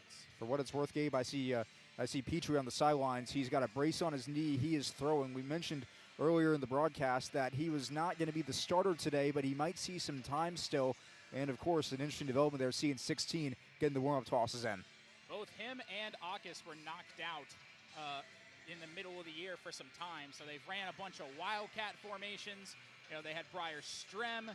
He was taking quarterback snaps, as you heard during the pregame show, and he said that he wanted to see if both of them were good to give it a go. And it's not, you can tell that Akis probably also isn't 100% with his mobility out there in the first half. Easton Petrie certainly is not, but he's taking the reps, and it looks like he'll be the one to give it a go. Now, there's not many programs that can go to their 3rd or 4th string quarterback and still remain undefeated and beat teams by an average of 35 points. Yeah. So that tells you it is a wealth of riches that Fertile-Beltrami has. They have so many weapons, and that's what makes them so dang good. Kickoff on the way, and that's a long kick received by Isaiah Wright at the 3-yard line. Takes it, now jogging beyond the 15 to the 20, and dragged down on a big-time tackle made by Braden Smith. First time we've called his name on special teams, and it's the worst starting field position for Fertile-Beltrami, as they will start on their own 22. And that is how you start. These guys that are in the special teams, and especially guys play linebacker as well, they're coached to just grab cloth and pull down, and that's exactly what Smith did that time. He grabbed the cloth on the jersey, the shoulder pad of Wright, and just threw him down to the ground, sets him up now, and like you said, Dave, the worst field position they've had to start so far today at the 21. Well, here we go. It's Akis who's going to take the snap. There goes Harstead straight ahead. Jonah Harstead rumbling through defenders and lowers his shoulder, and he'll be brought down at the 38-yard line. A 16-yard run to open things up here in this second half for Jonah Harstead and Fertile-Beltrami. I don't think the line play is going to get that much because they're all standing 10 yards behind the play. A nice run there once again by Harstead, able to break through the line, get to the second level, but it certainly would help he had some blockers out there waiting on him. Well, Harstead is strong enough to where he can muscle his way through multiple guys if he has to. Here's a handoff straight ahead. There goes Isaiah Wright. Now bounce to the outside. Another nice move, and he lost the football. The ball's on the ground. Who's got it? Fosston's got it. It was in the hands there, I believe, of DuPong. And DuPong comes away with it. And the first real mistake for Fertile-Beltrami all day, and the first turnover for either side. And Fosston will take over on their own 46. Well, as Wright went to make that cut, he sort of got his arm, I call it chicken winging it out there a little bit, and then one of the Fosston defenders was able to punch it out as he flailed that arm. And a great play by Fosston and a tough turnover for Fertile-Beltrami. Boy, did Fosston need that. Now they've got great field position. They'll hand it straight ahead to DuPong, and he'll move forward for a gain of 3 up until the 49-yard line, and that's where he'll be marked down. A gain of 3, second down and 7. We gave it halftime. We said this Fosston defense was going to have to make a stop, and they did. They forced a fumble. They get the ball back near midfield. Now you've got the ball at the 49-yard line. Second and manageable, 2nd and 7. These guys got to put a drive together and cut this back down to a 1-score game. Preston Hansen was in on the tackle that time. All these linebackers for Fertile-Beltrami, they are so great at closing in, especially on these runs. Second down, they're going to try again. DuPong to the outside. He was hit from behind immediately on first contact, but DuPong was still able to cross the midfield stripe and move over to the 49. Keaton Wong was in there, but it'll end up being 3rd down and 5. Yeah, good pursuit there by Wong, coming from his defensive end spot, having to wrap all the way around behind the line of scrimmage and chase down DuPong, the running back. It's not common you see a defensive lineman that's quick like that at the high school level. That time they were able to chase down a back and get him for a modest game. Yeah, Wang did a good job of making that tackle and tracking him down, and then Hansen came over to help finish it off. Third down and 5, straight ahead. Upong got hit immediately by Leisner, and he's going to not gain anything on that one as the swarm of Falcons fly their way in. Maybe a flock is more appropriate. I don't know what the term for a group of birds are. Caleb Stoltman was the one who brought him down, and well, then Leiser, he came through and he made a big-time hit there as he was going full throttle, and I don't think he was expecting the back to come through like that, and he put a good licking on him, and one of the Fosston players is down on the field. Being looked at by the training staff, so as they take a look at him, we will step aside here on KROX. What's a neighbor? It's more than just someone who lives next door. It's someone who cares, who looks out for you, and who's there when you need them. At Rydell, we believe in being a good neighbor. That means treating you with kindness, respect, and honesty every time you walk through our doors. And like a neighbor, we're here to lend a hand, offer advice, and make sure you're taken care of on and off the road. Because being a neighbor is about being there for each other. And at Rydell's, that's what we're all about. Real life, real relationships, real Rydell. This is my farm. Don't come out here and tell me what I need. I need solutions that work and market options that are worth my time. Small town support that sees the bigger picture. A global network that empowers us. A co-op that's there for us every day. So we welcome you back as the injured Fosston player walks off the field under his own power. Good sign for them. Bad sign for Fosston, though. They're looking at 4th down and 5. The Fertile crowd is loud. Looking to get a stop right back. 4th and 5. Rudy, play action, rolling out. Here comes Leiser. Rudy fires along the sideline. And was that picked off? It's incomplete, is what they're going to rule it, which is benefit to Fertile, because if that was intercepted, that's where they'd have to start. But it's an incomplete pass. Well done by Strem. And it'll be 1st down for Fosston on their own 49. What do they want to grade there? He had a cross the field route that time coming to the sideline at about the 30-yard line. The ball is actually in his hands. He tries to get his feet down inbounds, just can't squeeze the ball and pull it into his body that time. Falls incomplete, and it's turnover and downs. And Fosston unable to capitalize on the turnover, and now it's back to square one again. On their own 49, 1st down, it's a little jet sweep handoff to Strem, and he goes nowhere. And that's their first play of the day where they lost yards. Alex Johnson makes the play for a loss of 1.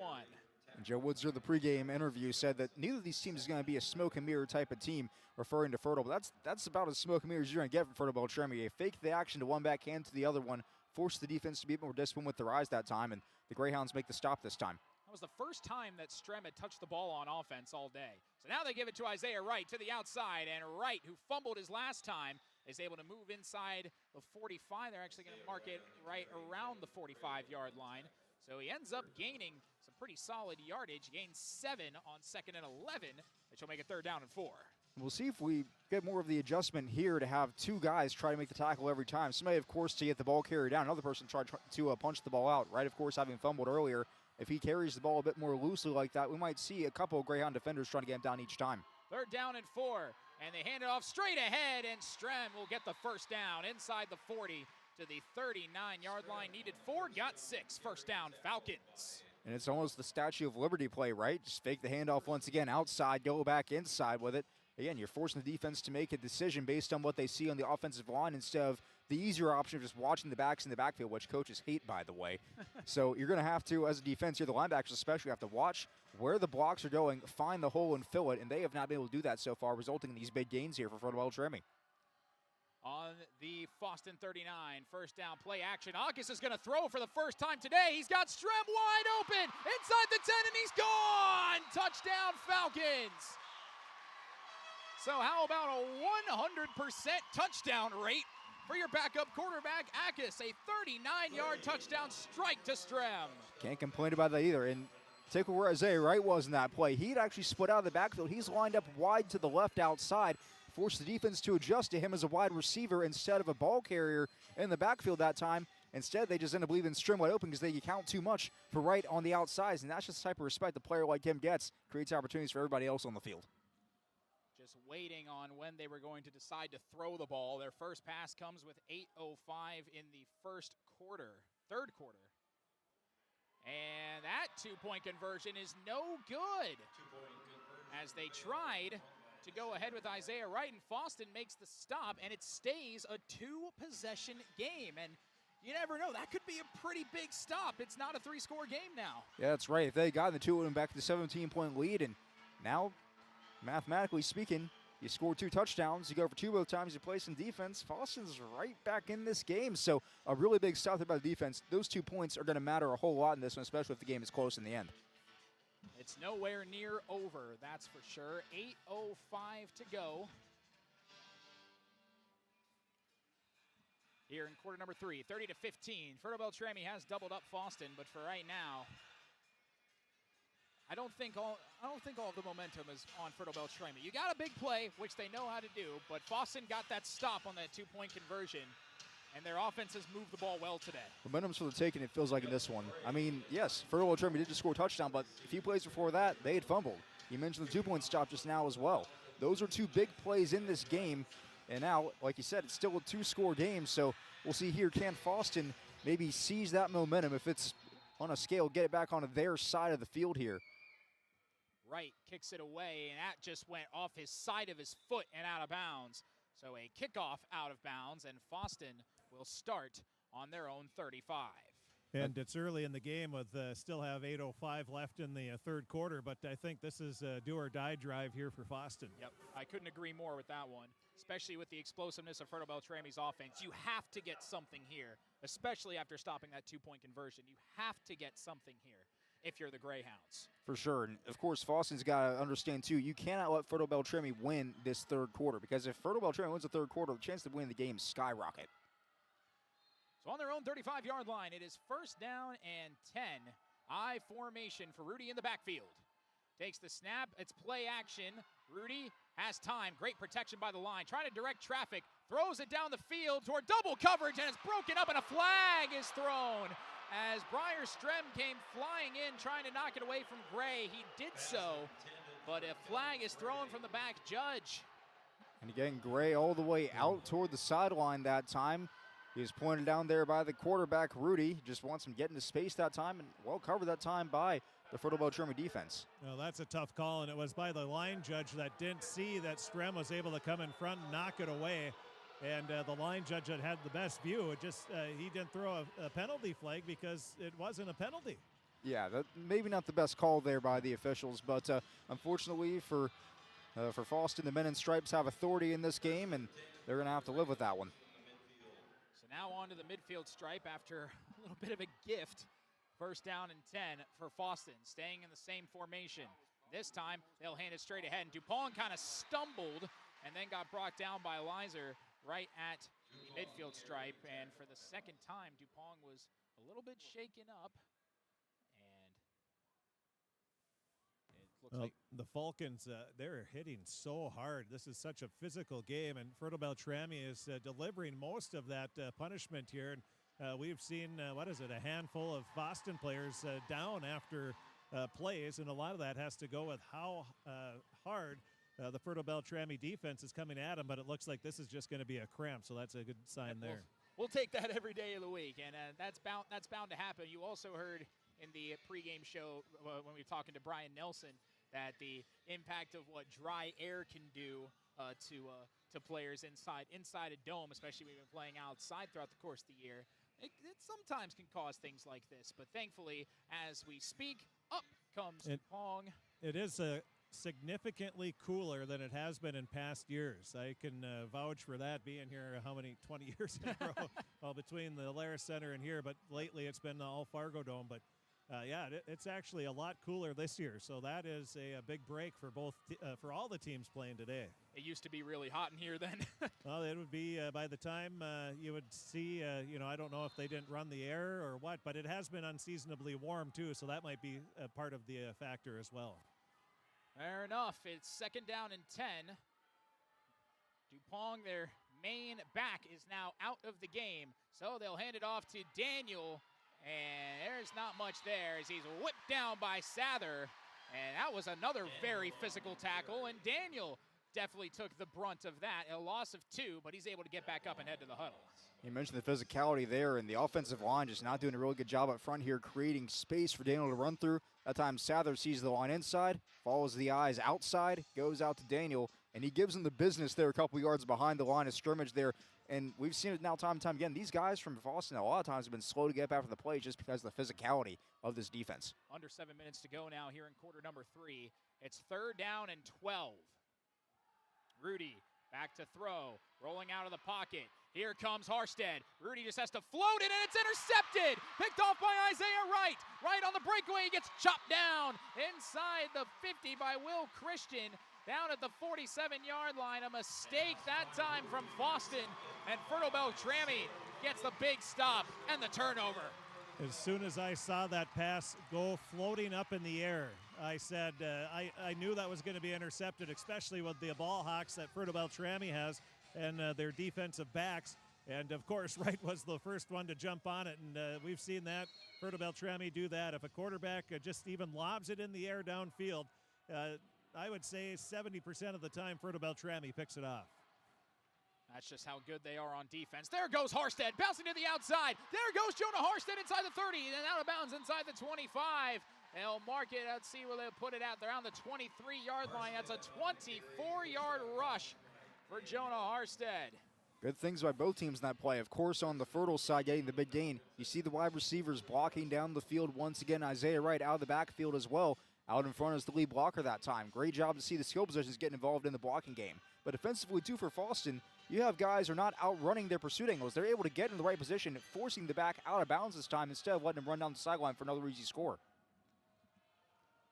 So if they're able to get that same amount of yardage again, they'll be in the end zone. There goes Wright, and he gets brought down at the 20-yard line. That time, Will Christian in there on the tackle. A gain of 4. 2nd down and 6 upcoming. Yeah, not hurt the average a bit. He's rushed for now, 155 in this game, and that one there, 157, just a gain of 5. That one hurts the average a bit, but still, you're plowing ahead. Every coach is going to be happy with 3+ yards on any given carry, and of course, 5 there is a dream come true. 2nd down and 6 on the way. Very strong formation. They fake a pitch. They hand it off to Wright again. Lowers his shoulder, and inside the 20. They're going to mark it at the 16-yard line. And that was a nice job by Alex Johnson, keeping a hold on him from behind. It'll be 3rd down and short. 3rd and short.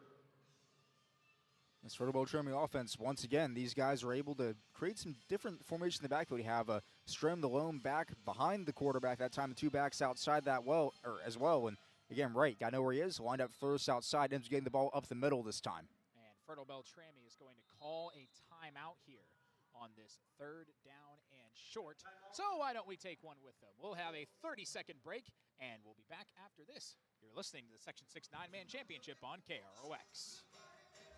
With the fall season right around the corner, Grove Mechanical in Crookston is ready to prepare you for winter. They suggest having your heating system serviced regularly to keep things running smoothly. A skilled technician will clean and service your heating equipment to ensure safe and efficient operation. It's never too early to get ready for the upcoming winter season. Before the cold sets in, call Grove Mechanical today, your hometown heating and cooling professionals. Give them a call, 218-281-3863, or visit their website, grovemech.com. And we are back here in the Fargodome. It's 3rd down and 2 out of that timeout by Fertile-Beltrami. After getting that interception, it's important that they cash in. It's a handoff right. He's got the 1st down, and he's inside the 10-yard line. That's the man you got to give it to. A gain of 7 on 3rd down and 2, and it's 1st down, goal to go. There's the red zone or the right zone at this point. Isaiah Wright just sprints out of his stance that time, and he knew he was getting the ball as soon as that play was snapped. You'd see him fire through the line, getting the good yards in the 1st down, and there's an injured Greyhound on the field. Another Fosston player is shaken up and will be looked at here by the athletic training staff. He's currently face down. So we'll step aside here, and we'll be back after this on KROX. Even in today's world of instant communication and entertainment at the tip of your fingers, we can feel alone, disconnected, and detached. Whether you or someone you know is struggling with addiction, mental health, or just the stress of everyday life, Illuma is here for you to guide you, to help you find the light within, and instill hope for a brighter tomorrow. The light is in you. Visit illumacares.org. Shopping for groceries is easier than ever with Hugo's Family Marketplace. To simplify life, Hugo's offers convenient online shopping with delivery or curbside pickup at gohugos.com. Even better, shop on the go with the Hugo's Family Marketplace smartphone app. Download e-coupons, recipes, grocery lists, weekly ads, and place your grocery order right from your phone. Save time and save big with Hugo's Family Marketplace, your hometown grocer since 1939. You're gonna find more low prices, more great stuff when you go to Hugo's. So, the injured Fosston player with a slight limp is walking off under his own power, so that's a good sign. And as Chris mentioned on the sideline a little earlier, Fertile-Beltrami physicality. Fosston's doing their best, but some of the players are definitely getting the worst for wear on some of these plays. And physical teams win games, Gabe. That's the thing. If you can't hang with a team and be tough as them for 4 quarters, you're not going to win a whole lot. Here's a pitch play to right. That hole's as big as the Red Sea, and he's able to march on in for the touchdown. What a block by Harstead to open it up on the right side. A 9-yard run for Isaiah Wright, his 3rd touchdown of the day. I think I ran through that hole 6 years removed from putting helmet and shoulder pads on. That thing was wide open. He could have driven a truck through it. He could have driven probably an 18-wheeler through that hole. Great blocking up front that time. Nobody from Fosston in sight. Green and then yellow grass ahead in that end zone there for Wright to get into the end zone once again today. Going for 2 now. Try and make it a 23-point game. And it's a little play action. Akis looks to throw across his body and able to make the catch in the end zone for Fertile-Beltrami was Preston Hansen, and it's 38-15. And man, that interception was an absolute backbreaker for the Greyhounds. Yeah, any mistake against a good team is going to be magnified almost, especially a turnover that leads to points. Because now instead of being potentially a 1-score game, if they were able to score on the previous drive, you're now staring down a 3-score deficit, and it's one where it's not as 3 scores, it's 23 points. So now 3 touchdowns plus 3 2-1 conversions is what you need to give you the lead. So a bit of a tougher climb here for this Fosston Greyhounds team. Still some time left. It's still doable, but they've got to play perfect from here on out. I was thinking Fosston, after causing that Isaiah Wright fumble, was in a perfect position to try and make a push. But the offense just has not been able to make those plays when it's counted. So here is Isaiah Wright. He doesn't back up to his left like a normal kicker. He just runs straight behind the ball and kicks it. And there he goes and just hits another line drive to the right and out of play for his 2nd consecutive kickoff out of bounds. So Fosston will start on their own 35. He does it the old-fashioned way when the kickers used to go straight up. I don't think I'm pretty certain he doesn't have the flat-toed shoe at the front like the olden days. And now he's looking over at the coach, giving the kicking signal, saying he's got that bright orange shoe on the inside there, and he's going through the kicking motion, so he wasn't happy with that kick. Of course, the usual kicker, Petrie, sideline today, too. So, of course, special teams getting the hit as well, as you mentioned earlier. 1st down and 10 on their own 35. Fosston trying to make something happen. A pitch play, Dupong, and he gets brought down after a gain of about 1.5 or 2 yards by Harstead.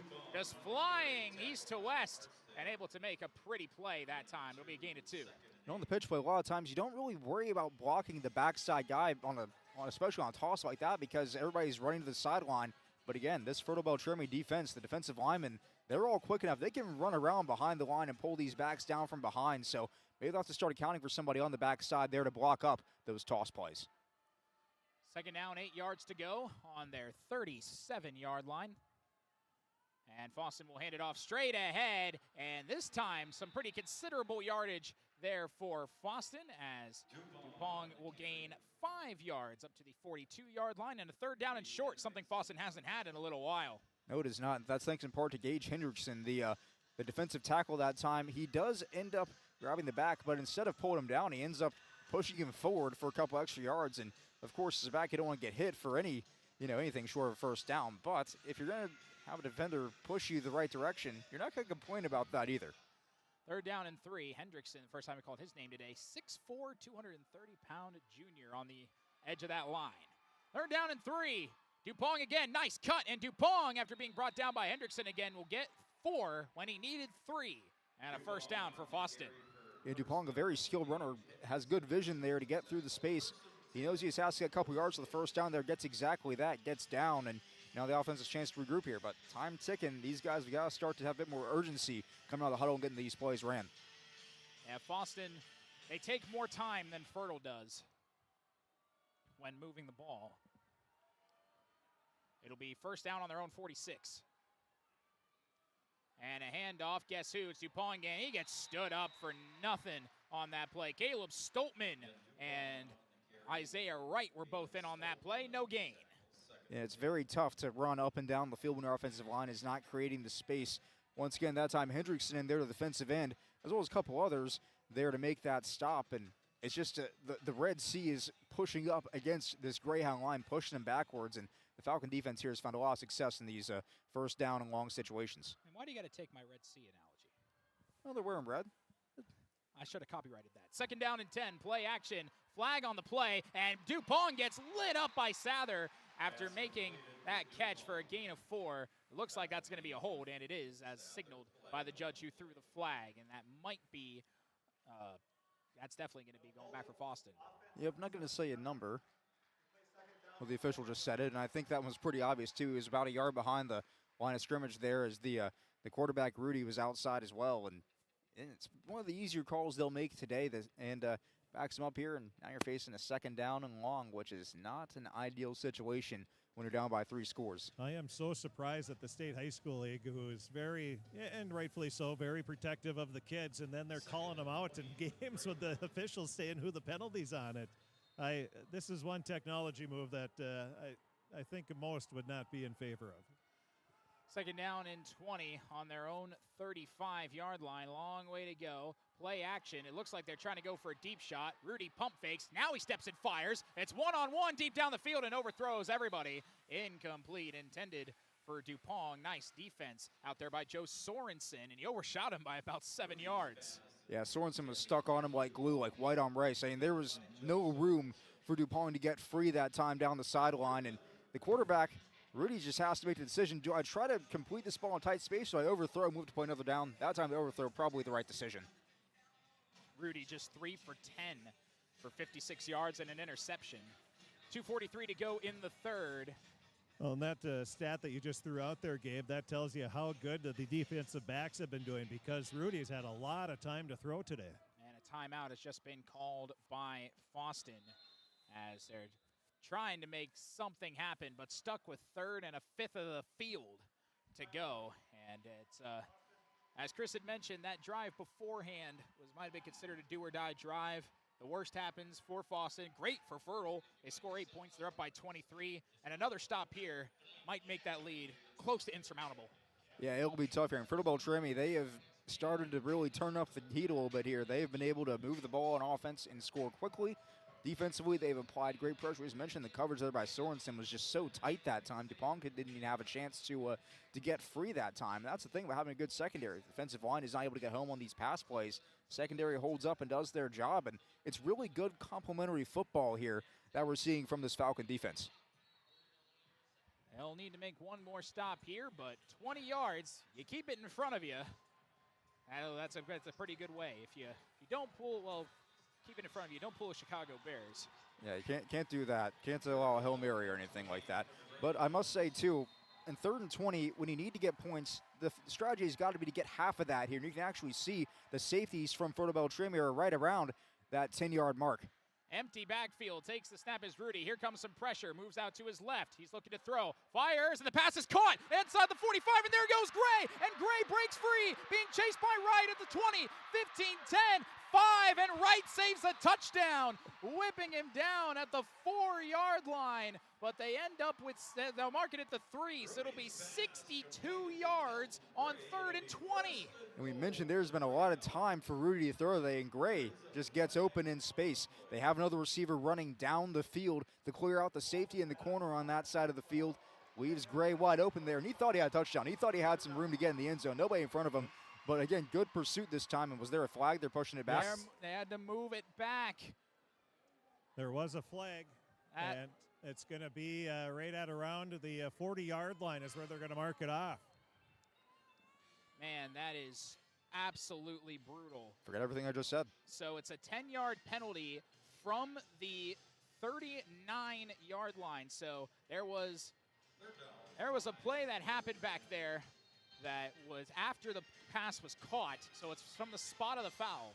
So you technically gained 15 yards, so it's 3rd down and 5, but it's not 1st and goal from the 3. Yeah, you get the down back at least, and it's 3rd and manageable, but you would have loved to have 1st and goal from the 3, as you mentioned. And for Fosston, that's their 6th penalty, 54 yards on those. But it is 3rd down and 5. Rudy in an empty backfield has great protection in front of him. He could fry an egg in the pocket, and he delivers a pass, and it's caught inside the 35-yard line, and moving down to the 32 is Dupong. And he ends up, I'll mark it at the 33, so official gain of 16, 1st down Greyhounds. It's a good play. Dupong there, too, just trying to find the space, trying to find that soft spot in the defense that time. Defense is on the near side of the field. He runs over to the far side of the field, sits down in the open space, shows his numbers to the quarterback, and Rudy just finds him there for the strike and the 1st down.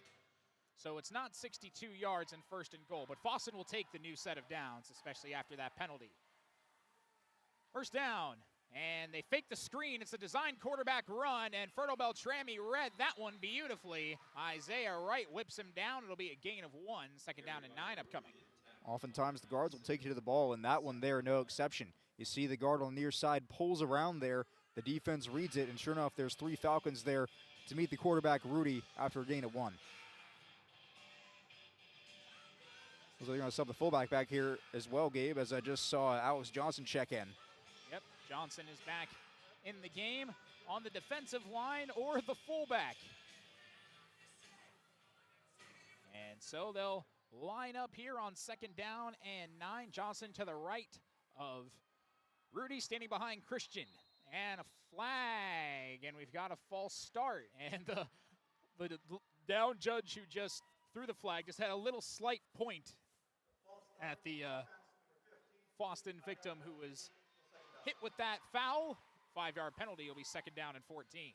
We're not going to say a number on that one, but that was on a skill position, Gabe. And skill positions, especially the wide receivers, they don't have to listen for the snap count. They can't hear it anyway because they're 10 yards away or further away from the line of from the line most of the time. Just have to look in and make sure the ball is snapped. That time there, I'm not sure if he just jumped offside or if he fell forward, but either way, now you look there for a wide receiver. Those are the maddening penalties for coaches. Oh, 100%. 2nd down and 14. Nice play fake. Has all day. Pass is knocked down by Harstead. As he tried to find Dupong, it was thrown a little bit behind Dupong, and that allowed Harstead to stick out a big right hand and knock it down.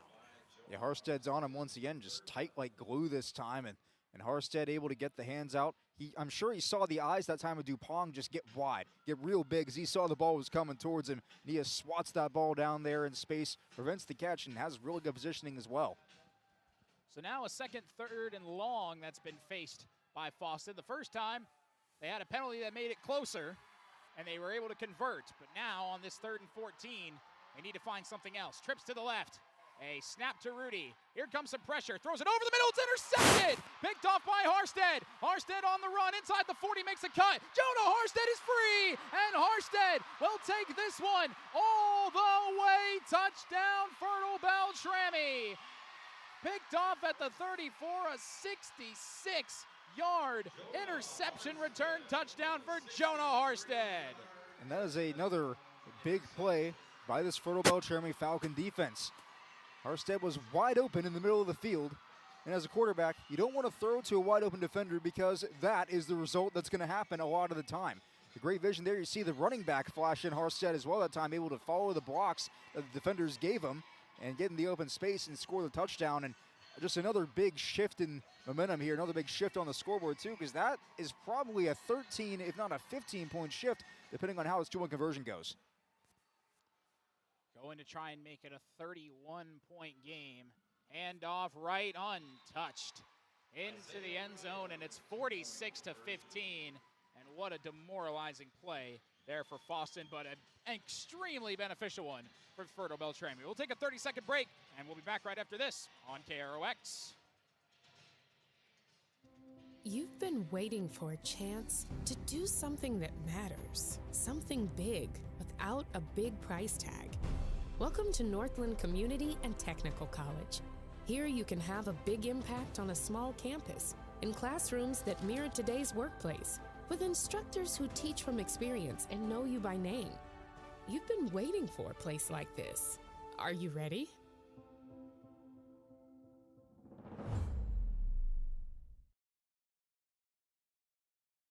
What happened on the... Oh, well, we're hopping back, so I'll welcome you back here. It's 46-15 in favor of Fertile-Beltrami.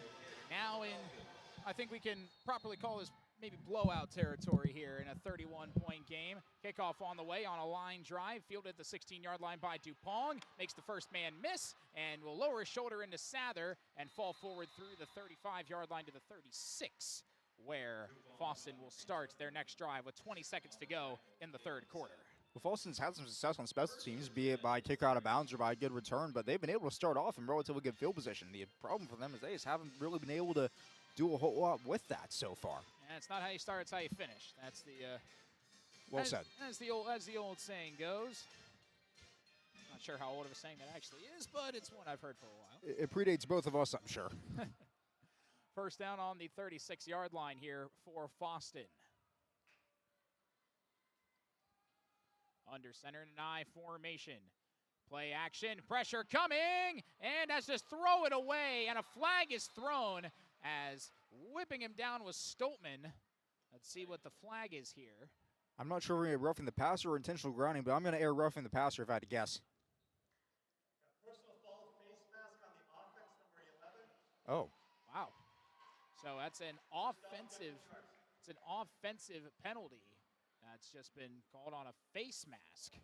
Yeah, got the hands up on the block. Not the block, but no, so on the sack, I guess, or the attempted sack. That was on the quarterback. Yeah, they called it on in trying to stiff arm Stoltman away, and he got his face mask, and that was what the penalty was. So it's first down and 25. You don't see that one very often. Not on a stiff arm. That's interesting. Yeah, unless he just hooked his hand around the mask. Of course, we can't see it from our vantage point up here. First down on their own 21, straight ahead to Dupong, just trying to get some of that back. He'll gain 5 up to the 26-yard line. Dupong now 28 carries. He just hit the century mark up to 100 yards. And that is where this third quarter will come to a conclusion. It's all Falcons in the Fargodome, 46-15 in favor of Fertile-Beltrami. We'll take a break, and we'll be right back here on KROX. You can make a sweet life right here in the Red River Valley with a career at American Crystal Sugar Company. Our shift schedule offers 14 days off per month, which gives you time for family, friends, the great outdoors, and everything else you enjoy about small-town living. Entry-level positions are available, and pay starts around $18 per hour. Apply today at crystalsugar.com and share in our sweet success. For all of your automotive service needs, call Christian Brothers Ford here in Crookston. We have a service team to handle all of your vehicle's needs. Does your vehicle pull to the right or left? Call and schedule an alignment today. Proper alignment saves gas and wear on your tires. We're here to take care of your vehicle repairs and maintenance. Call Christopher or Jersey in the service department at 281-1338. Make an appointment today with the service department at Christian Brothers Ford of Crookston, where we make it easy. As we welcome you back at the start of the fourth quarter, second down and 20 for Fosston. After having a penalty and make it first and 25, Dupong ran it for a gain of 5. Second down and 20. Little screen pass, too tall and incomplete, looking for Gray. And that's really the first time they've tried a screen. They haven't gotten the ball to Gray very often, and they're just trying to find some space for him, but it's not working right now. It feels like Rudy's either losing velocity on his throw or he's just having the ball slip out of his hand. That time and also in the previous throw for the interception, the ball just didn't seem to come out really that quickly. And Also, Gray maybe lucky he didn't catch that because him being only 5'5", he would have taken a kill shot there had he caught that ball. The way Fertile-Beltrami's been hitting, they would have left him worse for wear. It's 3rd down and 20. And Rudy fires, caught by Dupont, cuts into the middle of the field, sheds a tackle, but will be brought down at the 32-yard line. That'll be a gain of 6 on 3rd and 20. So it's now 4th and 14 here for Fosston. There's not a whole lot on the play sheet for when you're down 31 and it's 4th down and 14 to go. And looks like the punt team is going to make its way on the field. Yeah, it's just a little too far in your own territory and a little too far behind the sticks here. So they will opt to punt. As Fertile-Beltrami ready for it. Punt on the way. This is far better than the first one as that goes. Strem is going to let it bounce in. It'll take a slight Fosston bounce and roll to the 39-yard line there. So that will end up being a 29-yard punt, double the distance of his first attempt. Yeah, and that punt came off a little bit weird, too. It's like he had the ball sideways when he kicked it instead of the same way you'd have your foot, like laces out. He had it turned like a watermelon almost on that kick. And, of course, that would impact the distance of those punts. But regardless here, Fertile-Beltrami with a big lead and time winding on down. They're going to have a pretty good field position here and good chance to run this clock down even further. Ladies and gentlemen, that's the first time I've ever heard a football referred to as a watermelon as Harstead runs forward and he'll gain 5 up to the 44. And that play is good for Fertile-Beltrami for 2 reasons. One, you get 5 yards, make it 2nd and manageable. Second, the clock begins to move. It's a 31-point game, rather. I think 35 is the number you need for running clock the rest of the way through. We're not quite there yet, but one more unanswered touchdown should do the trick here for this Falcon team. And they continue to push until the clock expires. That's their philosophy, all gas through 4 quarters. 2nd down and 5. It's a pitch play to Wright. Can he get through this first level? Yes, he can. Oh, there he goes again. And Isaiah Wright will be brought down on a nice run by Rudy. We do have a flag, though, right behind where he went into the 2nd level. So let's see what they call here. Imagine it's going to be a hold or a block in the back. I couldn't tell what they called here, but the Falcons will move back. I thought it was a nice job, actually, by Briar Strum there. He was in the hole there to make a block. He actually turned his back. It's on somebody else anyway. It's on one of the linemen. Didn't go on Strem. But Strem made a good play to turn his back to the defender so he didn't get called for a block in the back. Yeah, Strem did a great job. It was part of the reason why there was that big hole is because there was a little bit of a grab, and I can't even argue that one. I had a good view of it, and it was a good call by the official. We'll give credit where credit's due. When we can, we will. 2nd down now and 15 for Fertile-Beltrami. They'll hand it off to Harstead, and Harstead gets through the first wave and gets brought down at the 40-yard line, a gain of 6 on 2nd and 15. Continuing Harstead's great day, he is now up to 9 carries for 130 yards. And he's averaging, what, now 14 and a half on each carry, and that's a pretty good day. And Wright's averaging 17 on a carry today, if the math here is right. But either way, these guys have been very productive in the backfield. Haven't seen a lot of touches. When they have, they've been explosive. And give credit to that offensive line creating those nice holes, too. For sure. They've done a terrific job. 3rd down and 9. It's a pitch to Wright again. Take 2 on this play. And he just runs over a man and will get the first down. Just completely trucks the Fosston defender. Needed 9, got 12. 1st down, Falcons. I don't know if the Fosston defender was surprised that he got over there or what, because Wright just I think Wright might have been a little surprised that the defender was right in front of him because he just lowered that shoulder, ran him right over, and got a couple extra yards because of it. Yeah, Wright looking at his chops, too, and you see a guy, again, it was Gray out there who's much smaller than Wright. I'm sure he was loving that matchup. Hand off here to Harstead, and Harstead just falling forward. That's all you got to do. All you got to do is fall forward. Yeah, I hate to say this, but right now Fertile-Beltrami doesn't want a big run for a touchdown. They just want to keep taking that, wind that clock down as fast as they can. Yeah, that's the only con to getting these bigger plays is that you don't necessarily have to grind it out yard by yard when you're getting chunk plays. It certainly will expedite things offensively, but they want to run the clock down quicker. We'll see if they try to slow things down a bit more here. Although if they do score, then it's running time. So yes, it is. Perks to both sides. There goes Strem. Oh, look at the spin move. flicked the C-stick and bounced outside, and Strem with one of his first big runs of the day. A gain of 14 and another first down. Yeah, and Strem's been quiet, but the work that he's done today has been good. It just hasn't been what you see on the stat sheet. It's been the blocking downfield. It's been some of the plays in the backfield being the decoy that you don't really see, providing some of the space for Wright and the other backs to really work, and Harstad as well, to work in the run game here. So, you know, maybe he isn't having a great statistical game in this one, but still making a big impact here for this Fertile-Beltrami offense. On the 28, it's Wright again to the outside, now cuts inside, and Wright falling forward. He's right near the sticks. His knee was down at the 19, so that'll be a gain of 9 on that run for Isaiah Wright, and he is having himself another fantastic day, and he is 3 yards shy of 200 on the day. Yeah, another good day. And Isaiah Wright's a kid who's ran for 4,000 yards in his career. And he will not get another chance because they're bringing in the second string now for Fertile-Beltrami. Everybody comes out, and nice ovation from the crowd there. Downside is they only have 8 guys on the field right now. And they'll have Petrie in at quarterback. They're going to have to call a timeout. Well, they're really excited about that, but one man was just a little bit late on the gun there, but I think there was one person that was supposed to go out that did not. It was not the person that came out at the end because he just came out. So they said, we'll throw you back in there. And then they finally said, we better call a timeout here. We're running out of time. You may as well call time. You can't take him with you, right? Exactly. Up by 31 once again here. 7:36 to go in the game with a big lead. And now we'll see Easton Petrie. See how he does in his first game back here from that injury earlier in the season. And what are they going to let him do? I think there's going to be a lot of take the snap and hand it off to whatever back you want to for the rest of the way here. I'm glad to see that he's back on the field. Yes, for sure. Get him some live reps before, next week. Is this game here seems like it's been a pretty easy coast to a victory here for Fertile-Beltrami. That being said, it gets tougher each week.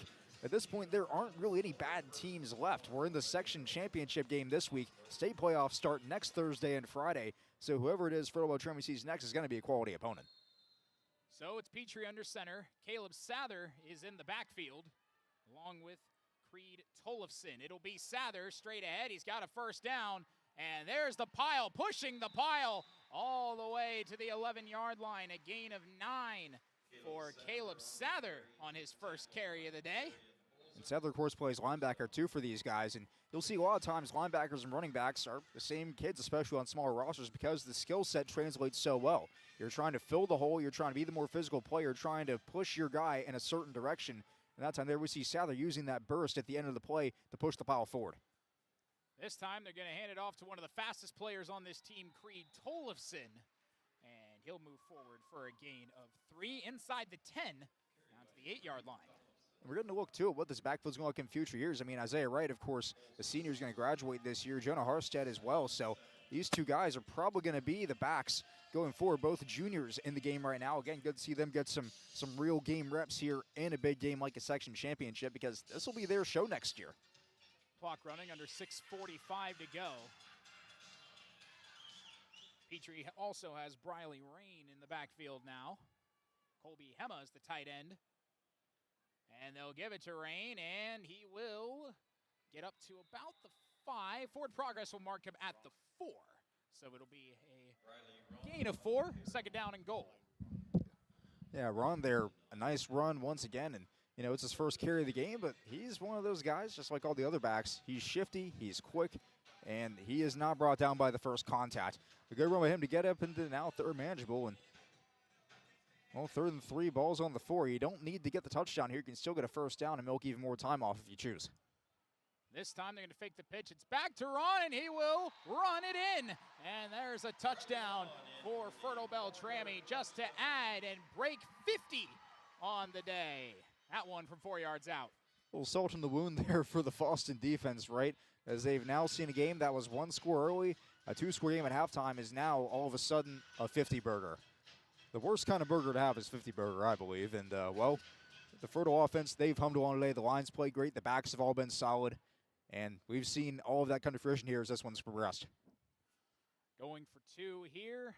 It's Sather, and he gets hit immediately by Anderson, and it will not be good on that 2-point attempt. Fosston keeps that one out. So with 5:54 to go, once we get rolling, we'll have running time. And this is Fertile-Beltrami football. That's what we've been so accustomed to over the last few years, and this year especially. Yeah, it's fun. It's walk down the field, be physical in the run game, run the ball well, score a lot of points. In defense, make stops, force turnovers, and play clean. The formula has been there. It's simple to win games. It's not easy to actually go out there and execute and do it. But this Falcon team has gone out there. They've executed, and they have done it so far, not only today, but every game this season, despite the injuries, despite the adversity they've faced. And they've took it all head on, and that's why they're bleeding big here in a section championship. Games of this game, they're not necessarily won on the field in this day. They've been winning this game since the summer, since the winter in the weight room, since the work they've been doing outside of this one. And you're really seeing that come to fruition here today. And they're just dominating here, to say the least, against the Fosston team that really struggled to find their way since the second quarter. And the experience that Fertile-Beltrami has, they returned everybody from last year's state semifinal team, except for two. Granted, those two were very good, Sorensen and Swenby, but so all of these guys have state tournament appearance under their belt, and a lot of them 3 times. This kick return by Fosston, and muscling his way forward was Darian Holzer, the freshman. And that's somebody you're going to have to keep an eye on for Fosston. 6'3", 185 as a freshman. That's going to be a name you're going to want to keep an eye on if you're a Greyhound fan for the coming years. I'll move the ball up to the 38, and it'll be first down here for the second string Fosston core. We know they say you can't coach size, Gabe, and that there is just really difficult to stop a skill position player at that size. Yeah, there's not much you can do about that. As under center, there goes Holzer, and got that snap from the handoff from Noah Martinson, number 20, who is the second string running back, as Holzer runs for 6. Steven Sather brings him to the ground. Yeah, once again, Sather in there on the stop, and this defense here, they're not letting anything up. They don't want to let anything up here. We'll see again what this reserve offense can do here, get some quality reps again in a big-time game. Second down and 4 to go. Clock running under 4:40. It's Holzer again and fighting his way. Ron brings him down. It'll be a yard shy. So we will have 3rd down and 1 upcoming for the Greyhounds. Third one, this is a big down. I mean, you have a young team on the field right now. If guys haven't necessarily played a whole bunch this season, and they're going to get a really high-quality rep. You can't simulate this sort of thing in practice against another good team in a 3rd and short situation. And again, a game where you're trailing big and need to get something on the board here. Well, this one's probably over. 3rd down and 1. Snap, it's Holzer again, and he turns on the speed. There goes Holzer lowering his shoulder, and you could just, if you're watching the KROX YouTube, you can just see how big of a freshman this guy is as he lowers his shoulder for 12 and a first down for the Greyhounds. You know, a lot of the games we've seen this year have not necessarily been close. We see oftentimes around this point in the game, the bodies on the field typically gets a lot smaller. Holzer's the exception this time. he was like a man amongst boys out there. He's only a freshman. He's only going to get bigger. And these reps against Fertile-Beltrami are very important for a freshman of that caliber, as a flag flies, and it looks like we have a false start here. Someone must have flinched there because the play clock was at 14 when the play was blown dead. Nobody appeared to move, but yeah, the flag is out. Yep, it was a false start, so they will back things up. Somebody probably just dragged a foot or moved their hand an inch back, and that's enough to get it a lot of the times. I mean, sneezed or something. You cannot move as an offensive lineman, as a tight end, anybody on the line of scrimmage for a play. You've got to be still when your feet are down, your hands in that stance. They got to stay there. So we're looking now at 1st and 15 with the clock continuing to run in this running clock under 3 minutes to go, as Holzer just lowering his shoulder and fighting forward, gaining 3 yards when it looked like he wasn't going to gain anything out of that. 4 carries for 24 yards for Holzer in limited time. 2nd down and 12 upcoming. It's like we mentioned earlier. I mean, when you're 6 foot 3 inches tall, all you have to do is just lean forward, and you're guaranteed 2 yards just off of that. When you have some power behind you running downhill, you're going to get 3 or 4 more sometimes on that carry. So, another nice run there by the running back Holzer, and trying to impose his will here after that penalty and make it a manageable situation. So here we go now with 2nd down and 12. play action and rolling out and able to run now a little bit and getting some positive yardage there. Noah Martinson making a little smart play, ends up with 7 yards on that carry. Good for him. Yeah, Martinson must have been taking notes watching Rudy play today, because Rudy's done a lot of that QB keeper down the sideline type of stuff when the play breaks down. The line gives him enough time. There's nobody there. When you see green grass against man coverage, you got to take that space. Good job there by Martinson making the heads-up play. So here we go now. They're able to make it 3rd down and short-ish. It's 3rd down and 5. Clock running with only a couple of snaps left. They'll hand it off to Holzer. He gets hit, but he just drags forward, and he's going to be close to the 1st down. Let's see where they choose to mark it. They're going to mark it a yard shy, so he ends up with 4 on that carry. And it's now 4th down and 1, and probably the last snap of the game coming right here as we've hit 60 seconds and winding down. Well, you say that, there's a timeout being called here, it looks like, or some sort of stoppage of play. Yeah, Fosston going to run the timeout here. But no, we mentioned, of course, the running back for Fosston, Darren Holzer, and he's a big kid, and that comes as perks. And you can do a lot by yourself as a running back. The only issue for him is that his offensive line right now is half of his size. So it's a bit tougher for them to get on the field, make the blocks against guys that are, bigger than them, and makes it a bit tougher there and puts a lot more of the workload on Darren Holzer there to make those plays and make it that 4th and short. Well, Holzer is definitely somebody who looks like he can take that beating, but he is not on the field for this 4th and 1.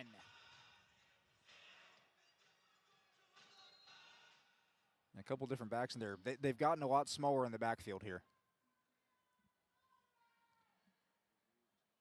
And straight ahead, it looks like they tried to sneak it, and I think he got there. Yeah, I believe he did. Although it doesn't seem like it looks like he thought he didn't get it. Oh no, he got it. Yeah, Martinson got it on the carry there. He went up in the A-gap that time, just saw the space and pushed ahead. They'll move the chains. The clock is stopped here once again. I believe there's another. Yeah, Fosston called their final timeout. So. Yeah, so there's 2 more snaps in the game, pretty much. 40 seconds on the play clock, 46 on the clock right now. Or 1 more snap, depending on what they decide to do with it. But we'll see here. Does Fosston want to just run this one out, or they want to try to take a couple shots at the end zone? Because they can. Let's see what happens here. In the I formation, they haven't had a lot of success throwing today. And they'll hand it off straight ahead. Trying to claw his way forward is Jonas Johnson. He'll run for a yard. And the play clock now is behind the game clock, so Fosston does not have to run another play here if they're content with letting the season end right there. But Fertile-Beltrami is going to coast on here to a big victory. And the team is going to walk toward the sidelines, and the clocks are going to wind down to 0. And once again,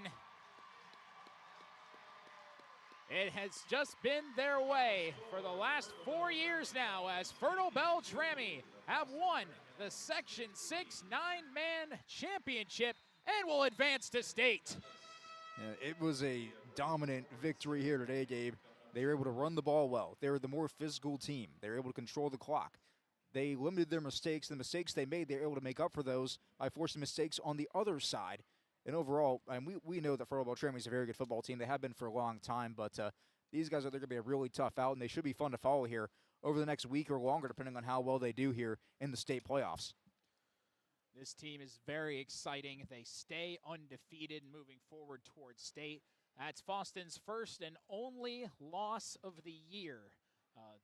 They can hold their heads high this season with a fantastic year for the Greyhounds, and quite frankly, they gave it everything they had against the Falcons tonight. This is a program that didn't have a win for 2 or 3 seasons. They had to field a JV team 1 year instead of having a varsity schedule. And all of a sudden, they're here undefeated into a section championship game where they lose.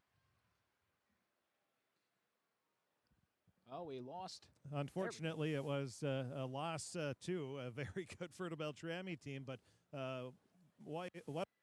they really came a long way, did Fosston. So what a great year for them.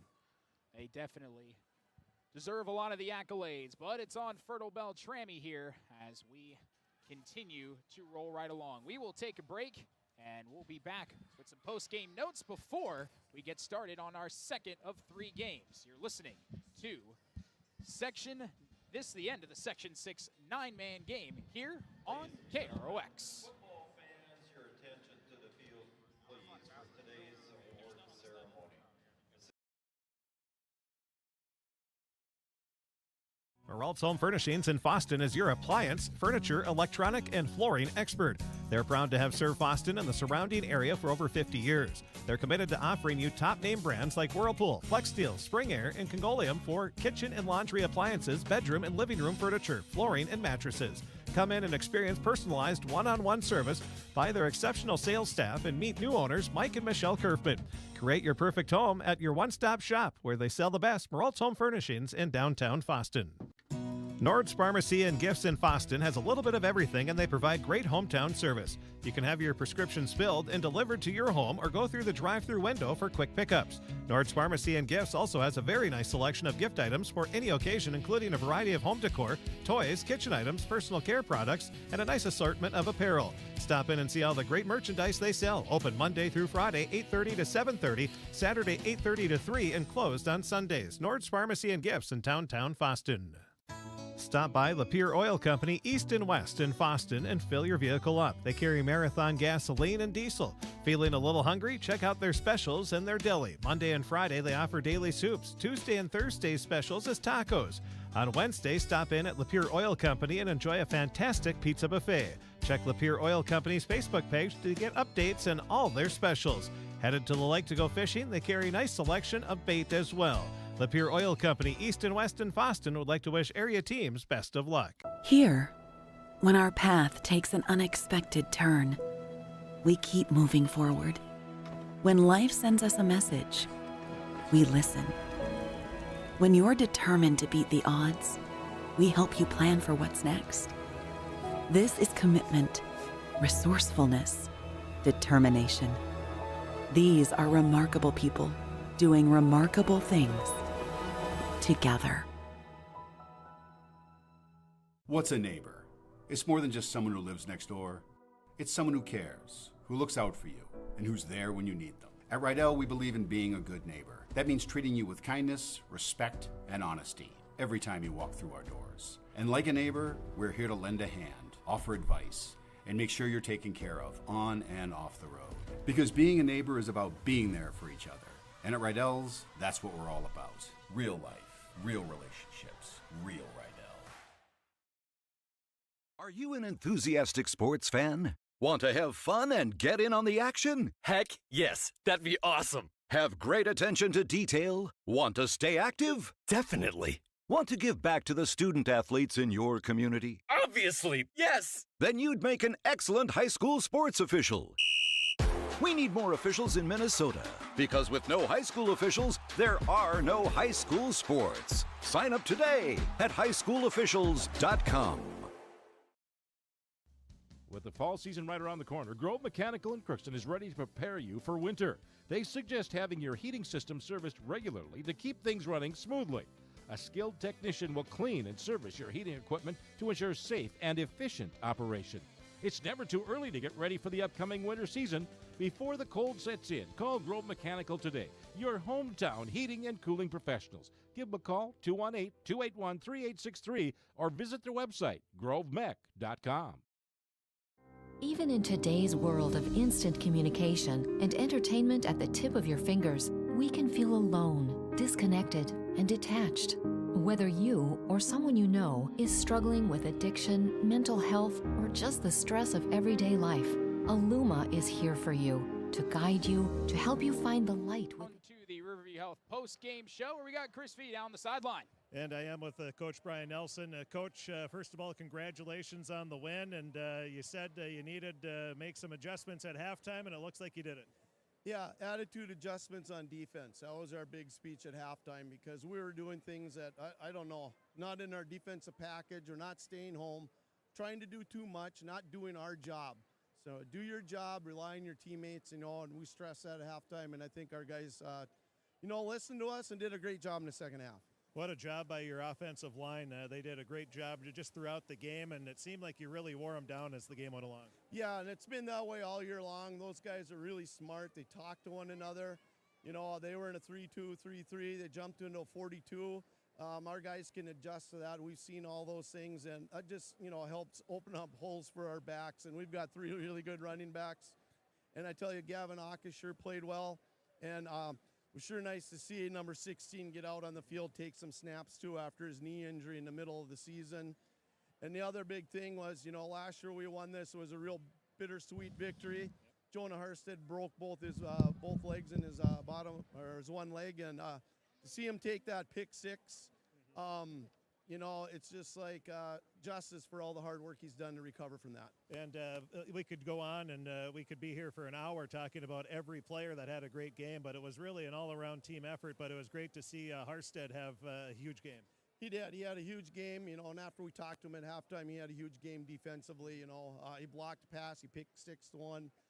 He made numerous tackles, and you know, offensively, he does a great job too, blocking and running the ball. So just feel so great for him for all the rehab he had to do. And your backs were fantastic as well as usual. Yeah, and you know, we didn't throw a whole lot, but you know, the way they were running the ball, you know, we just thought, well, let's stay on offense, run the ball a little bit here, and try to keep their offense off the field. Overall thoughts on the win? You know, it never gets old. Like I said, this one last year was just bittersweet because of that injury. This year we're gaining back kids. Steven Sather got in the game. You know, he's been out since about week 1. He started for us in the first game. Easton Petrie's back. So, you know, this one, yeah, that it's exciting. Well, and it hasn't been easy either. You've had a lot of injuries. You've had, 3 or 4 different quarterbacks this year, and but you still keep plugging along, and that shows the determination and the hard work of your players and the coaching staff. Yeah, you know, when Easton went down, it was the same week Gavin Acas went down. You know, I found out he had a broken collarbone, not once but twice. So we had to move Briar Strem to quarterback. He did a fantastic job. And then that week, we actually just spent 3 days of install again, what I usually do week 1, to get some other quarterbacks ready to go too. And, you know, we're just thankful that we're getting those guys back, and they've sure been playing well. And now you hurry up and wait to see who you play next. Yeah, it'll be a vote. Something new this year. Hopefully I can figure it out. Well, when you find out where you're going, I'm sure everybody's going to be happy. It's either Moorhead or Grand Rapids is where you're going. Yeah, be happy, you know, the community be excited for us, and, you know, the players should be very excited too.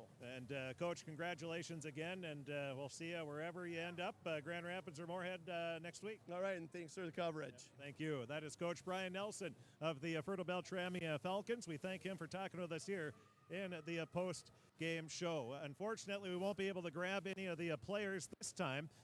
We will do that after the state first-round game, but we got to get into the next game. So that is Coach Brian Nelson, and if we do grab some interviews with a player or two, we'll post them up on our website at kroxam.com, along with the story, the stats, the pictures, and scoring and more. Go to kroxam.com, and everything will be there, along with Coach Nelson's comments as well. Gabe? Chris, thank you very much. That will wrap up this particular stream on KROX TV and this broadcast. We are switching over to the Stephen Argyle and Warren Alvarado Oslo game here. Zach Thomas will take over play-by-play for that. Be ready. Don't go anywhere. We're having a lot of fun here on KROX. Switching over now. Stay with us.